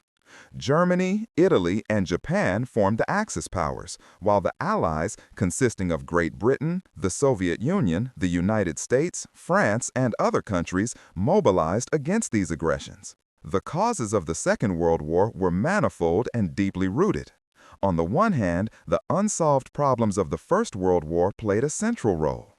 The Treaty of Versailles had severely weakened Germany economically and territorially, and fueled nationalist resentment which formed the basis for Hitler's seizure of power. Italy, despite its participation in the war, felt insufficiently rewarded and was receptive to the fascist ideology that promised national greatness. Japan pursued ambitious expansion plans in Asia driven by resource scarcity and the desire for regional dominance. At the same time, international institutions and security mechanisms such as the League of Nations were weak and ineffective, so that aggressive states had little to fear. Economic crises, ideological conflicts, and territorial ambitions combined to form an explosive mixture that made the outbreak of a global conflict almost inevitable. The war years were marked by unprecedented violence, which included both military operations and targeted attacks on the civilian population. Germany used modern blitzkrieg tactics that combined rapid advances with tank and air force operations. This initially led to spectacular successes, such as the occupation of Poland, France, Norway, and other countries. At the same time, the Nazi regime committed systematic atrocities that cost the lives of millions of people, including the targeted extermination of European Jews in the Holocaust. Italy waged parallel campaigns in Africa and the Balkans, while Japan pursued aggressive expansion in Asia, including the occupation of China and the attacks on Pearl Harbor and other areas. The Allies responded with a combination of military resistance, strategic planning, and technological innovation. Great Britain initially resisted the German air offensive alone during the Battle of Britain, while the Soviet Union suffered enormous losses after the invasion by the Wehrmacht in 1941, but finally stopped and pushed back the German offensive through the mobilization of the entire society and massive industrial efforts. The United States entered the war after the Japanese attack on Pearl Harbor in 1941 and mobilized its economic and military power to put pressure on the Axis powers in both the Pacific and Europe. The war developed into a global conflict in which all continents were indirectly or directly affected. The political and social consequences of the war were profound. Millions of people lost their lives, entire cities were destroyed, and national economies were devastated. The post-war order required not only the reconstruction of material structures, but also the creation of new political institutions and security mechanisms. In Europe, the occupying powers and Allied plans led to the division of Germany, the founding of the United Nations, and the establishment of international legal norms that were to lay the foundations for peace and cooperation. At the same time, many countries experienced profound social upheavals, such as land reforms in Eastern and Southeastern Europe, decolonization in Asia and Africa, and the strengthening of democratic movements worldwide. The war years also accelerated technological and industrial developments that went far beyond military operations. Research into radar, aircraft, tanks, radio technology, and even nuclear energy led to advances that had a strong influence on economic and social development after the war. At the same time, the war showed the destructive power of modern technologies and the need for international regulations to limit future conflicts. The horrors of World War II led to increased awareness of human rights and the creation of institutions such as the Universal Declaration of Human Rights, which was adopted in 1948. The political reorganization after 1945 was marked by the bipolarity of the Cold War. The United States and the Soviet Union each established zones of influence that shaped Europe and the world for decades. Western Europe, supported by the Marshall Plan, began economic reconstruction and integration, while Eastern Europe established socialist systems under Soviet control. The creation of the United Nations symbolized an attempt to resolve international conflicts through diplomacy and cooperation, even though the Cold War showed that military and ideological tensions continued to dominate. The war years left behind a legacy that determined the post-war period both politically and socially. The massive destruction of human lives and infrastructure led to a reflection on the need for peace, international cooperation, and human rights. At the same time, the war showed the vulnerability of democracies to aggressive totalitarian regimes and made clear how economic, social, and political crises can escalate into global conflicts. The lessons of this war influenced not only the foreign policy of states, but also the design of education, culture, and society, which in the long term aimed at promoting the ideals of freedom, equality, and security. In summary, the Second World War was not only a military conflict, but a global event that permanently changed political, economic, and social structures. It was the result of ideological conflicts, economic hardship, and territorial ambition, and at the same time marked the beginning of a new international order. The aftermath of this war can still be felt today, whether in the shaping of international institutions, the geopolitical distribution of power, or in humanity's collective awareness of the horrors of war and totalitarianism. Chapter 16: The Founding of the United Nations and the New World Order. After the end of World War II, the international community faced the daunting task of creating a new world order that would guarantee both peace and stability. The profound destruction of the war had shown that existing institutions, such as the League of Nations, had not been able to prevent aggressive expansions or resolve conflicts in the long term. At the same time, the political landscape was fundamentally changed. The traditional European great powers were weakened economically and militarily, while the United States and the Soviet Union emerged as superpowers.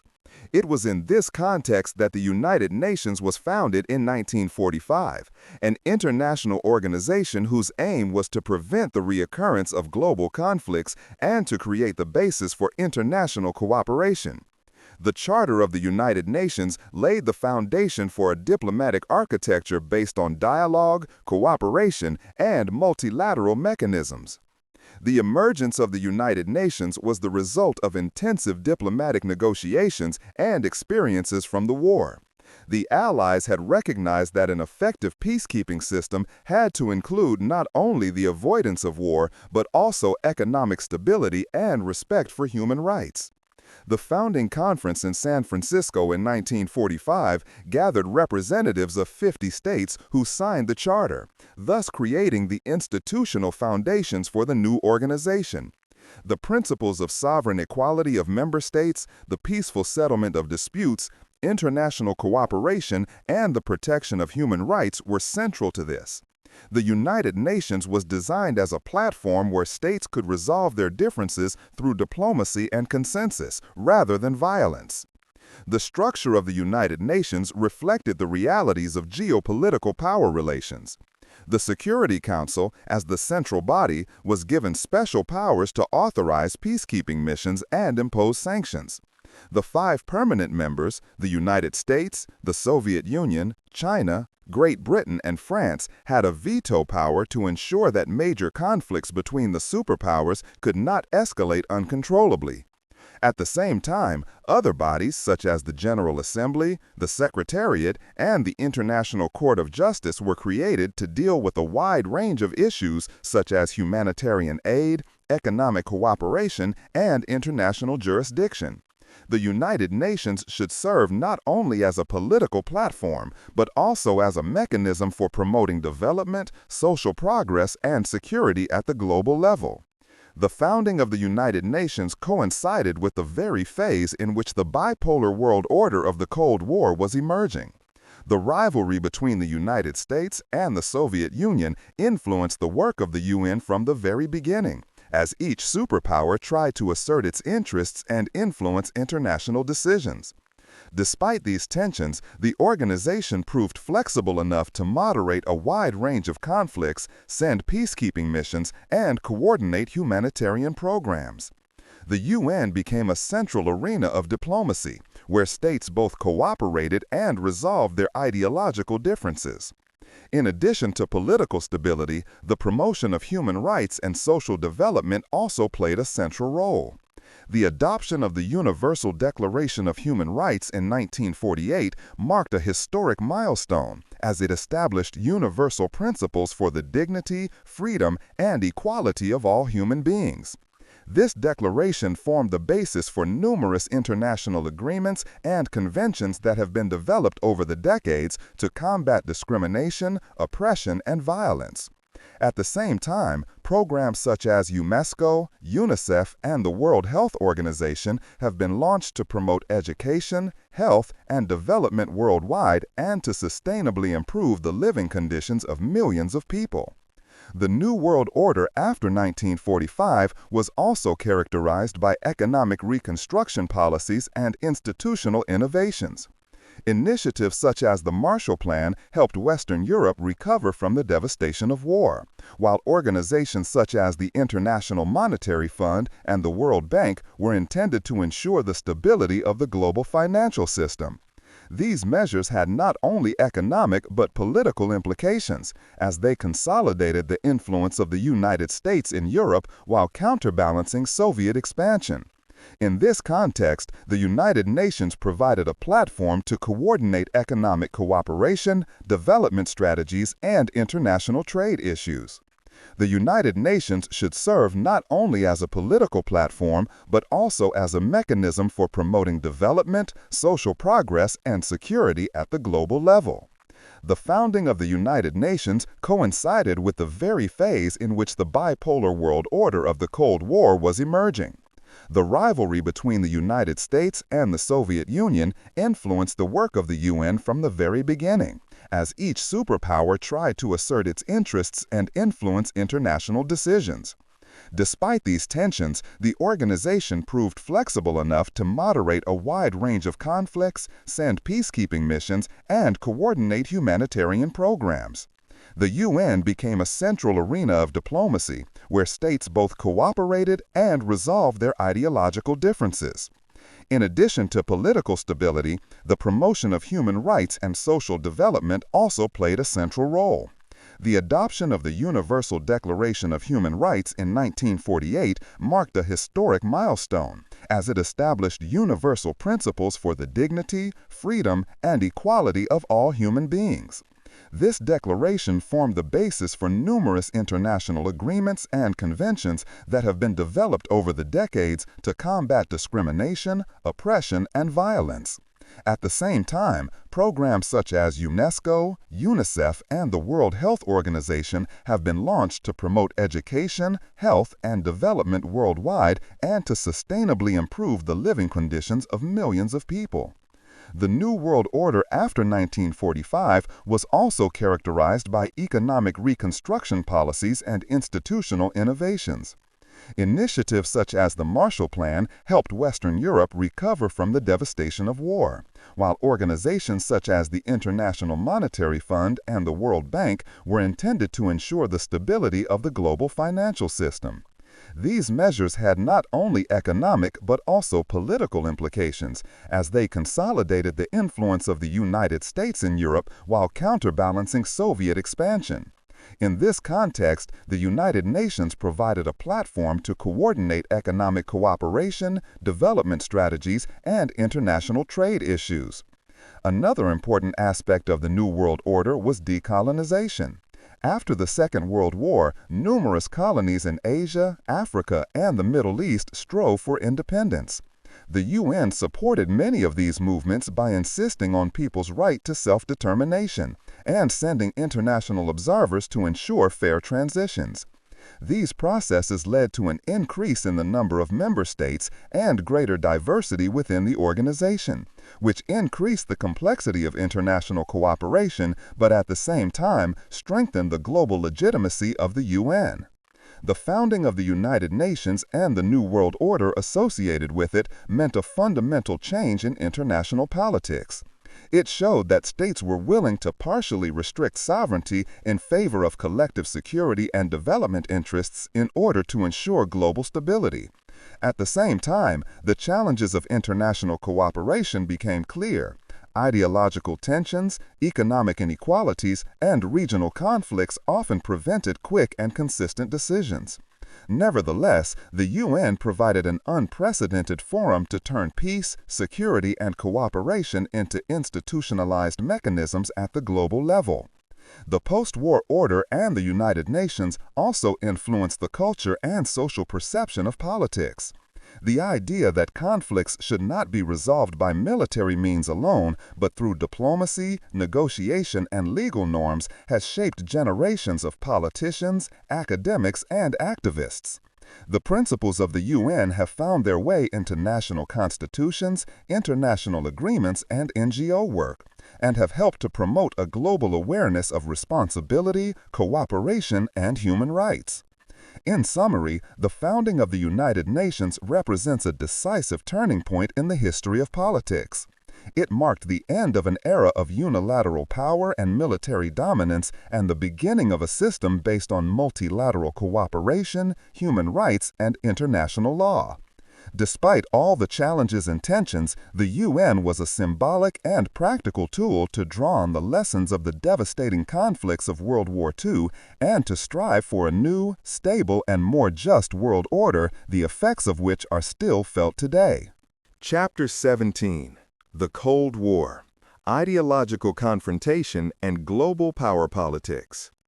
After the end of World War II, the world was not only faced with the task of restoring peace and stability, but it also entered a new era of ideological tensions known as the Cold War. This phase essentially lasted from 1947 to 1991 and shaped international politics for 4 decades.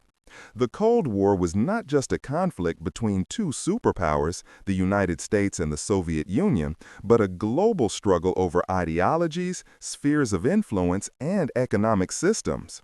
The confrontation was primarily political, economic, and propaganda, while direct military clashes between the two blocs were largely avoided. The cause of these tensions lay in the fundamental differences between the political and economic systems. While the United States stood for liberal democracy and a market economy, the Soviet Union embodied authoritarian socialism based on state planning and control.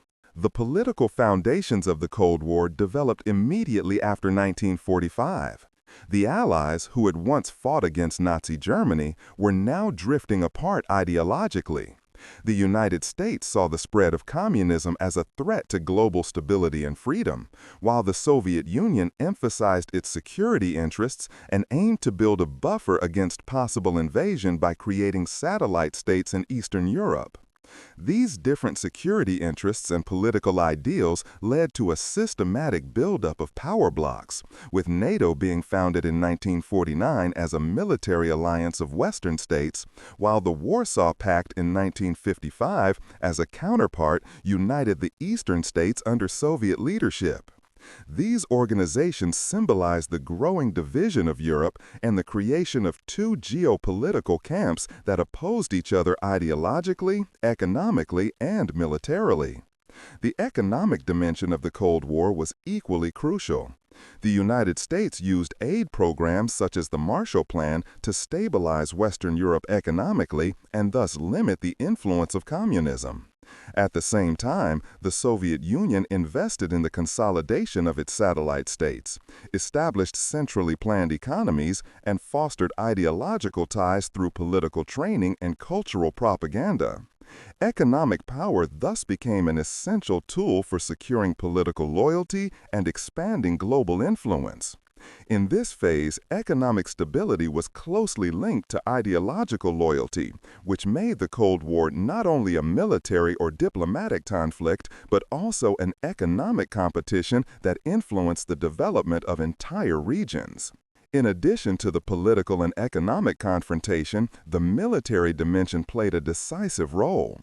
The development of nuclear weapons and strategic missiles contributed to the escalation of tensions, as both superpowers pursued the concept of mutual deterrence. The doctrine of mutually assured destruction meant that direct military conflict was avoided because the potential destruction could have plunged the nations involved into ruin. At the same time, proxy wars in regions such as Korea, Vietnam, Afghanistan, and various countries in Africa and Latin America contributed to the Cold War becoming global. These conflicts were expressions of ideological competition and often characterized by complex alliances, international arms deliveries, and political influence, avoiding direct confrontation between the superpowers, but the geopolitical tensions at the local level had immense humanitarian and political consequences. The ideological dimension of the Cold War was inextricably linked to propaganda, information control, and cultural competition. Both sides tried to portray their worldview as superior, which led to intensive political communication and media debate. In the Western democracies, communism was portrayed as a threat to freedom and economic progress, while in the socialist states, the Western market economy was criticized as exploitative and imperialist. These ideological conflicts influenced not only politics, but also societies themselves. Education, media, and culture were instrumentalized to mobilize the population and secure political loyalty. Technological innovations also played a central role. The space race symbolized the ability of both systems to demonstrate technological superiority. The Soviet Union achieved a historic lead with the launch of the Sputnik satellite in 1957, while the United States demonstrated its technological and ideological dominance through the Apollo program and the landing on the moon in 1969. These developments were not only prestige projects, but also an expression of a strategy that combined scientific and technological performance with political influence. Technology, space travel, and industrial capacities became instruments of international politics that went far beyond purely military considerations. The societies within the superpowers and their allies were strongly shaped by the Cold War.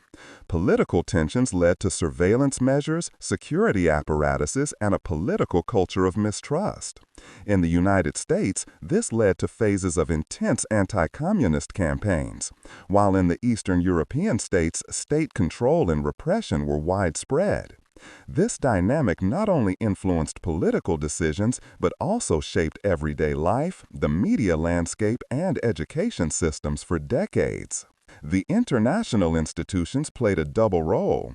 On the one hand, they offered platforms for negotiations, disarmament agreements, and the resolution of regional conflicts.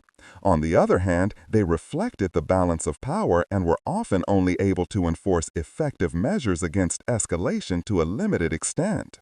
The United Nations, for example, was constrained in the Security Council by the veto power of the superpowers, which made direct intervention difficult, while diplomatic channels were nevertheless used to moderate tensions, as was evident in the 1962 Cuban Missile Crisis, when a nuclear conflict could be avoided through negotiations. From the 1970s onwards, a period of détente, known as détente, led to a partially cooperative relationship between the superpowers.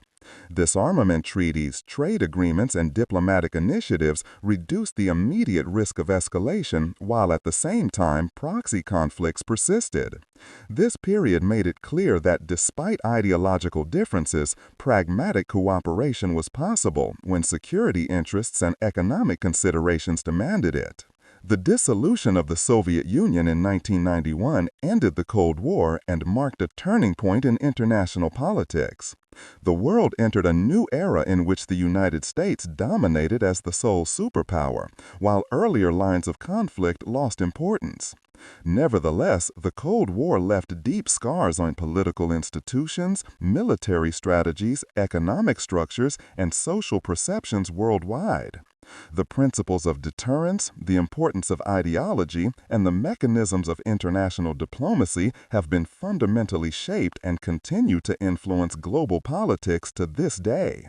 In summary, the Cold War was not just a conflict between two superpowers, but an era of global power politics, ideological confrontation, and social transformation. The political landscape, economic systems, technological developments, and international institutions have been shaped by these 4 decades, so the aftermath of this conflict can still be felt today in international relations, military strategies, and political discourses. Chapter 18: Decolonization and the Emergence of New States. After the Second World War, the world experienced a profound change, which was mainly characterized by decolonization. Centuries of European colonial rule were increasingly coming to an end, and numerous nations in Asia, Africa, Latin America, and the Pacific gained their independence. Decolonization was not a unified process, but a multi-layered and often conflictual transition that had political, economic, and social dimensions. The causes of decolonization were manifold. On the one hand, the European colonial powers had suffered considerable economic and military losses as a result of the Second World War, so that the maintenance of colonial empires became increasingly unsustainable. On the other hand, the ideas of freedom, self-determination, and national identity, which had been reinforced by the 2 world wars, had gained strength in the colonized societies themselves. National movements, intellectual circles, and political organizations demanded the sovereignty of their countries and defended themselves against colonial oppression. A central feature of decolonization was the role of international politics.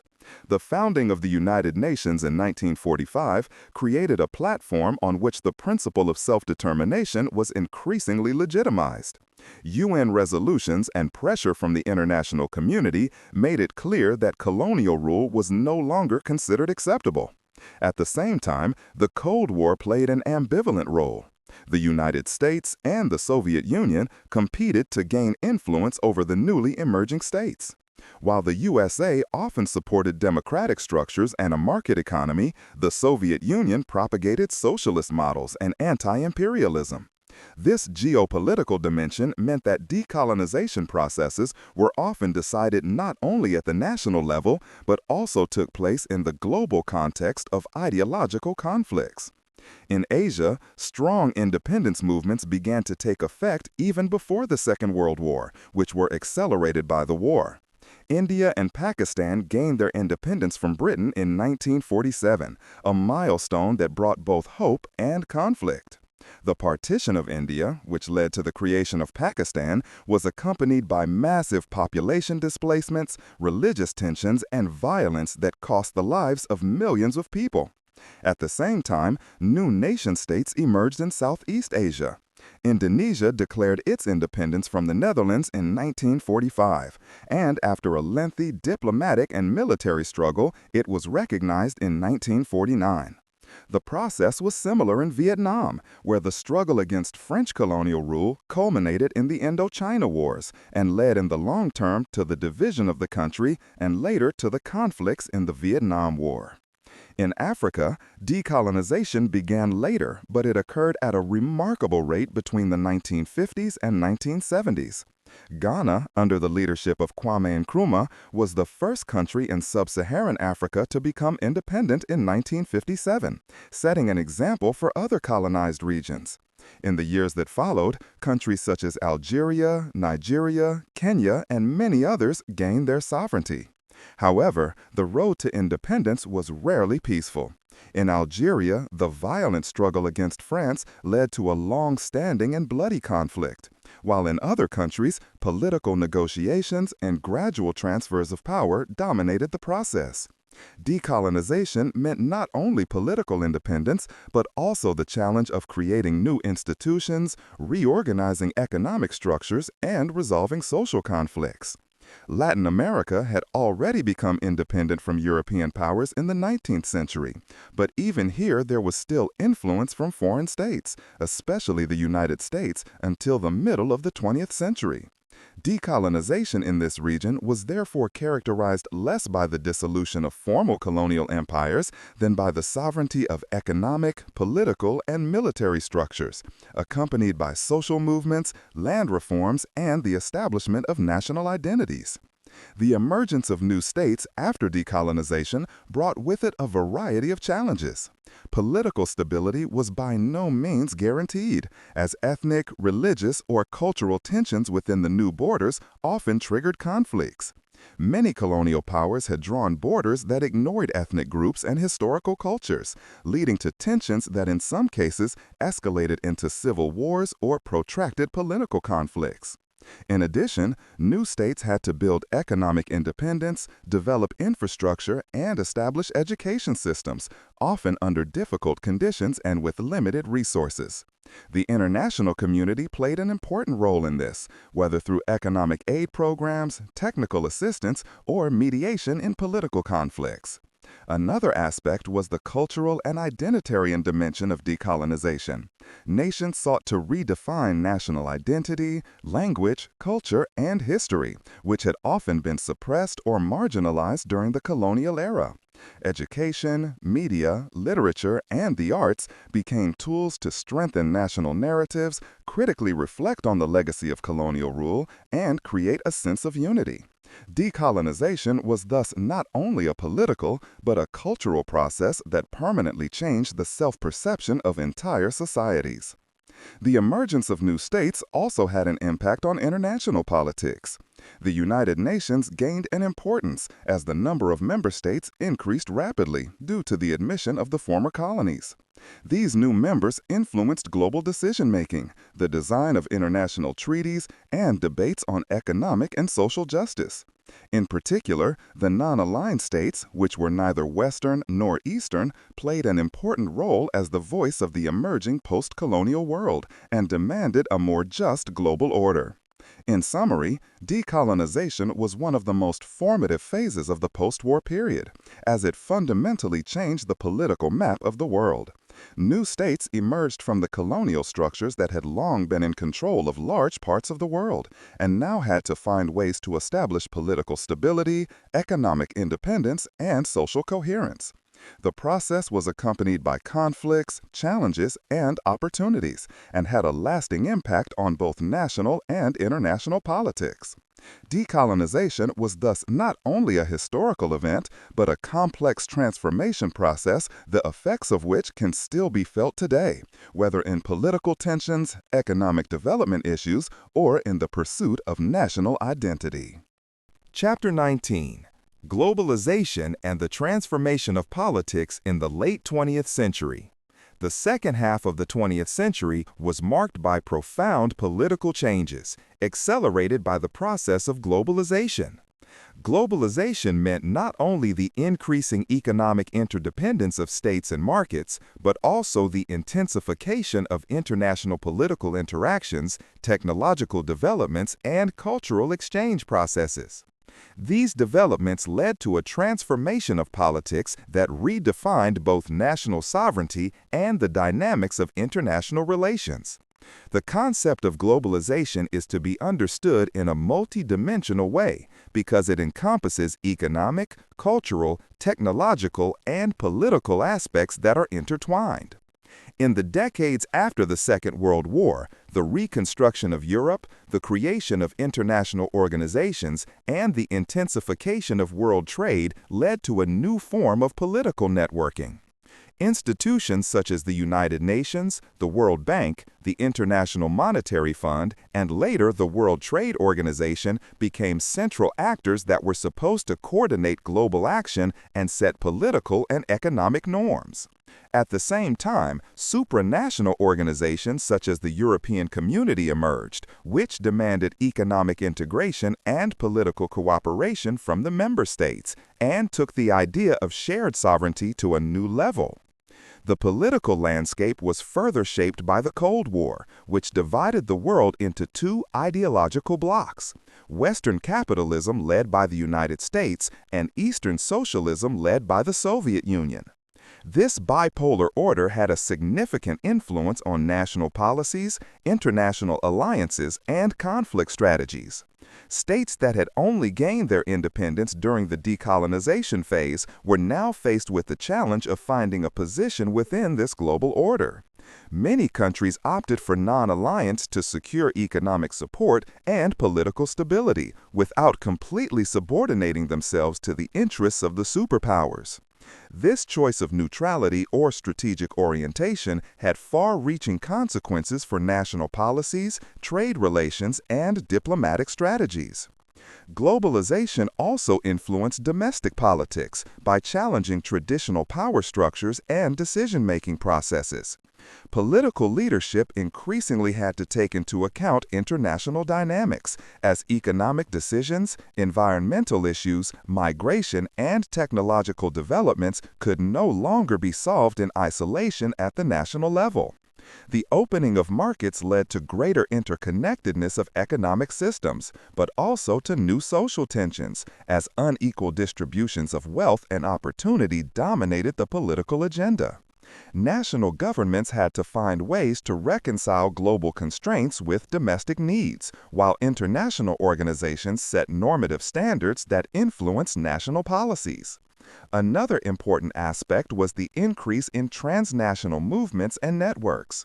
NGOs, international human rights organizations, environmental movements, and other civil society actors have gained influence on political processes that used to be exclusively in the hands of states. These actors used global communication tools to put pressure on governments, set political agendas, and draw international attention to local problems. The influence of transnational actors made it clear that politics in the late 20th century increasingly had to be thought of beyond national borders.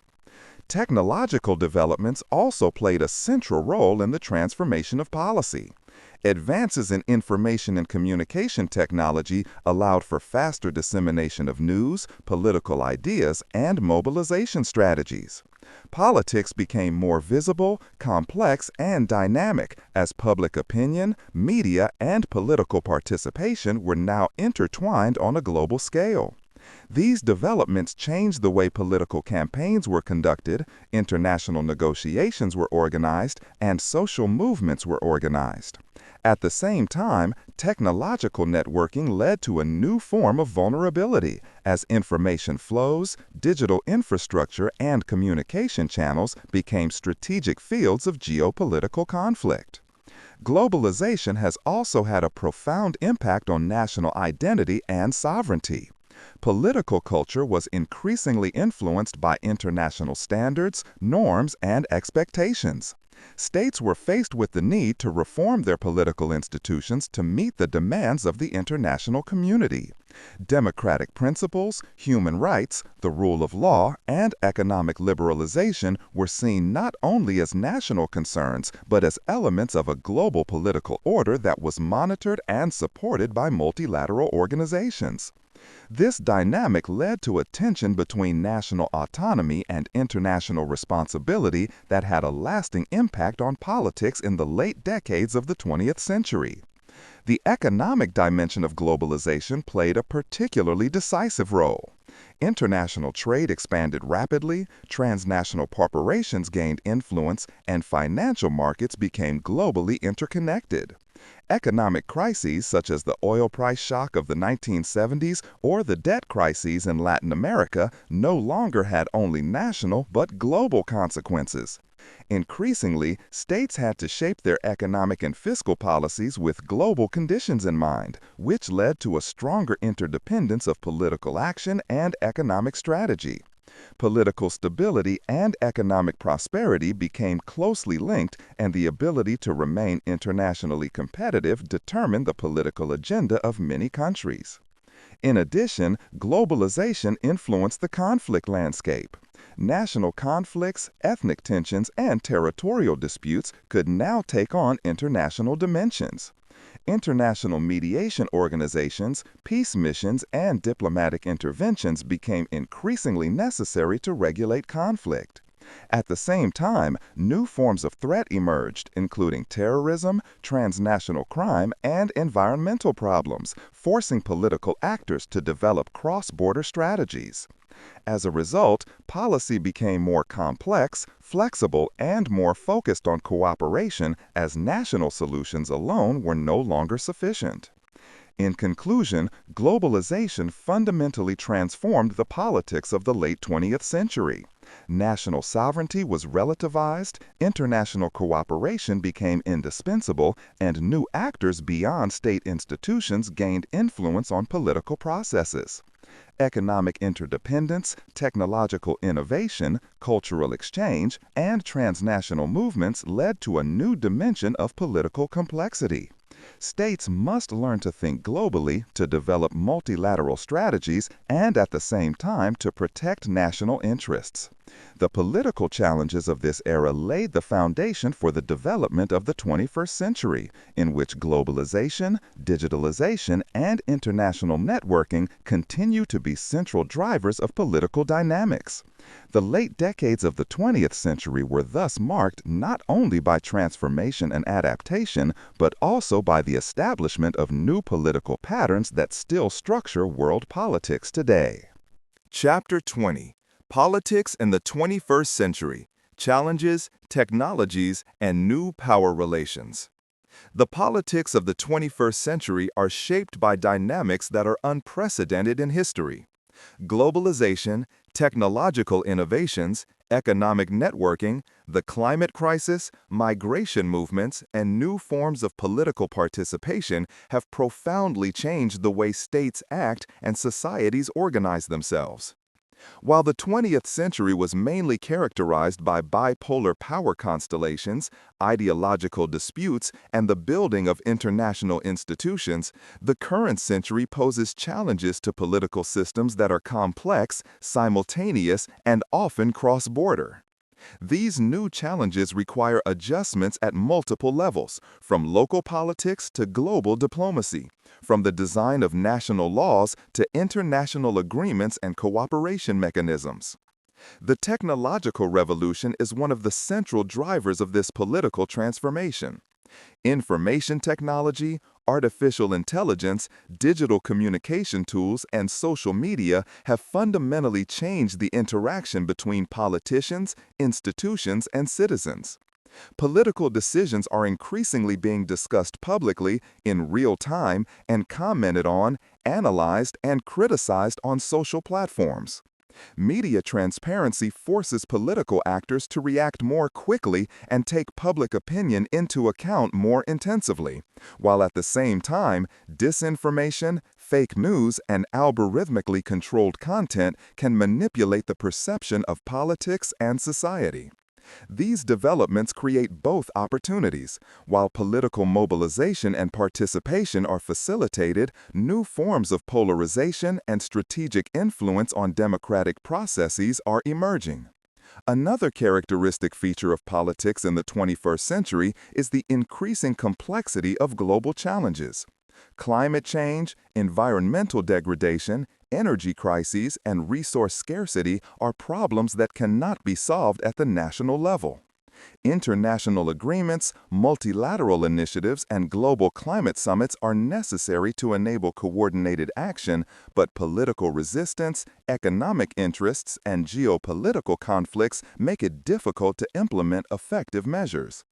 Countries face the tension between short-term economic interests and long-term environmental responsibility, with political leadership increasingly dependent on the ability to identify global trends and develop sustainable strategies.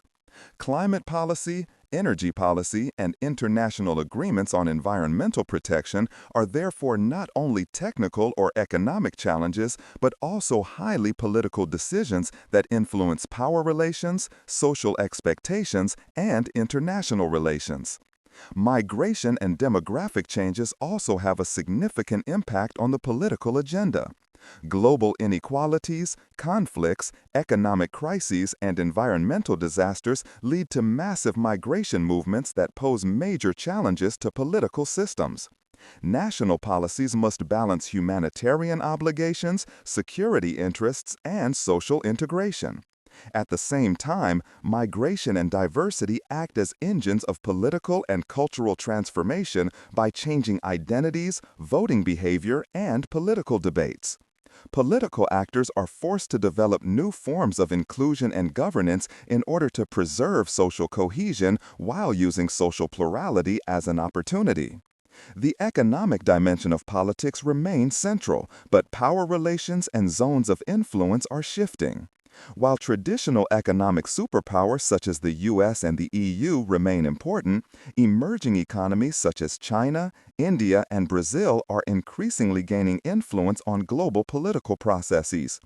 Trade agreements, international financial markets, geopolitical rivalries, and economic cooperation are increasingly determining the foreign policy agenda of many countries.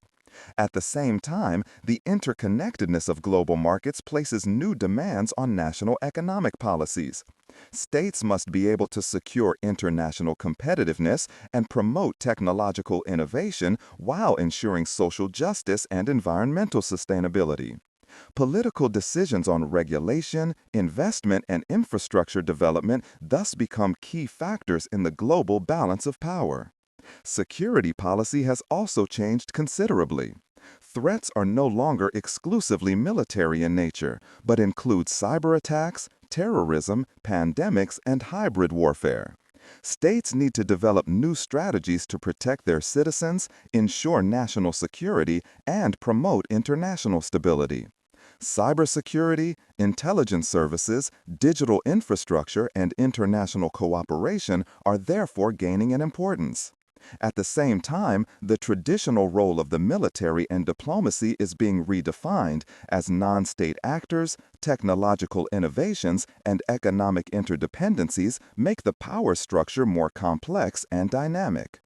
Political participation and governance have also taken on new forms due to technological developments and social transformations. Citizens are better informed, networked, and able to actively shape political processes. Democratic systems face challenges that require transparency, participation, and accountability. At the same time, new tensions are emerging between direct participation, representative democracy, and technocratic decision-making as complex global problems require expertise and coordinated strategies.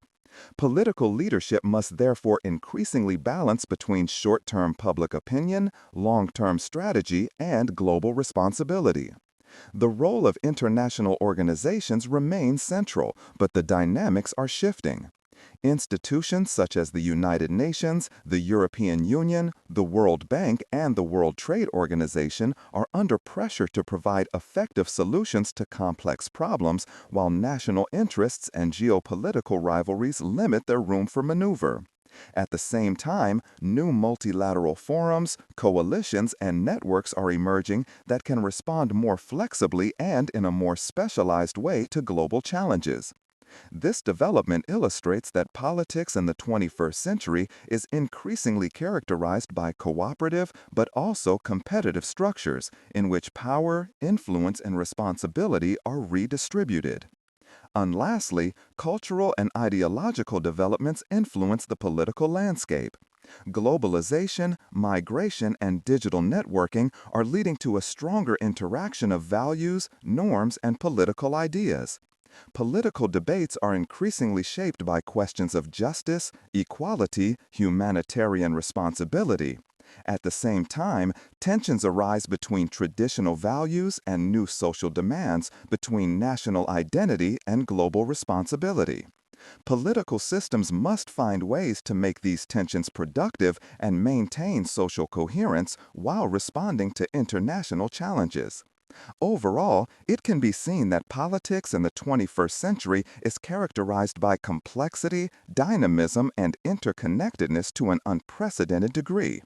Global challenges, technological innovations, economic shifts, migration-related changes, and cultural dynamics require policies that are flexible, cooperative, and forward-looking. National sovereignty remains important but is relativized by international dependencies and global norms. Political power is increasingly distributed, transnational, and multidimensional. States, organizations, and societies must learn to respond to these new realities in order to ensure stability, justice, and sustainability. The 21st century presents politics with tasks that intervene deeply in the structures of societies, redefine international cooperation, and focus on the role of technology, information, and global responsibility. The political developments of this era are characterized by the constant interaction between national self-interest and global responsibility, between traditional power politics and new forms of cooperation, between social expectations and technological possibilities. Anyone who wants to understand politics in the 21st century must recognize the interdependence of local, national, and global levels and see the complexity of political processes as an opportunity for innovation, adaptation, and sustainable design. The dynamics of this century show that political history is not a closed chapter, but an ongoing process in which every decision, innovation, and every movement can steer the world in new directions.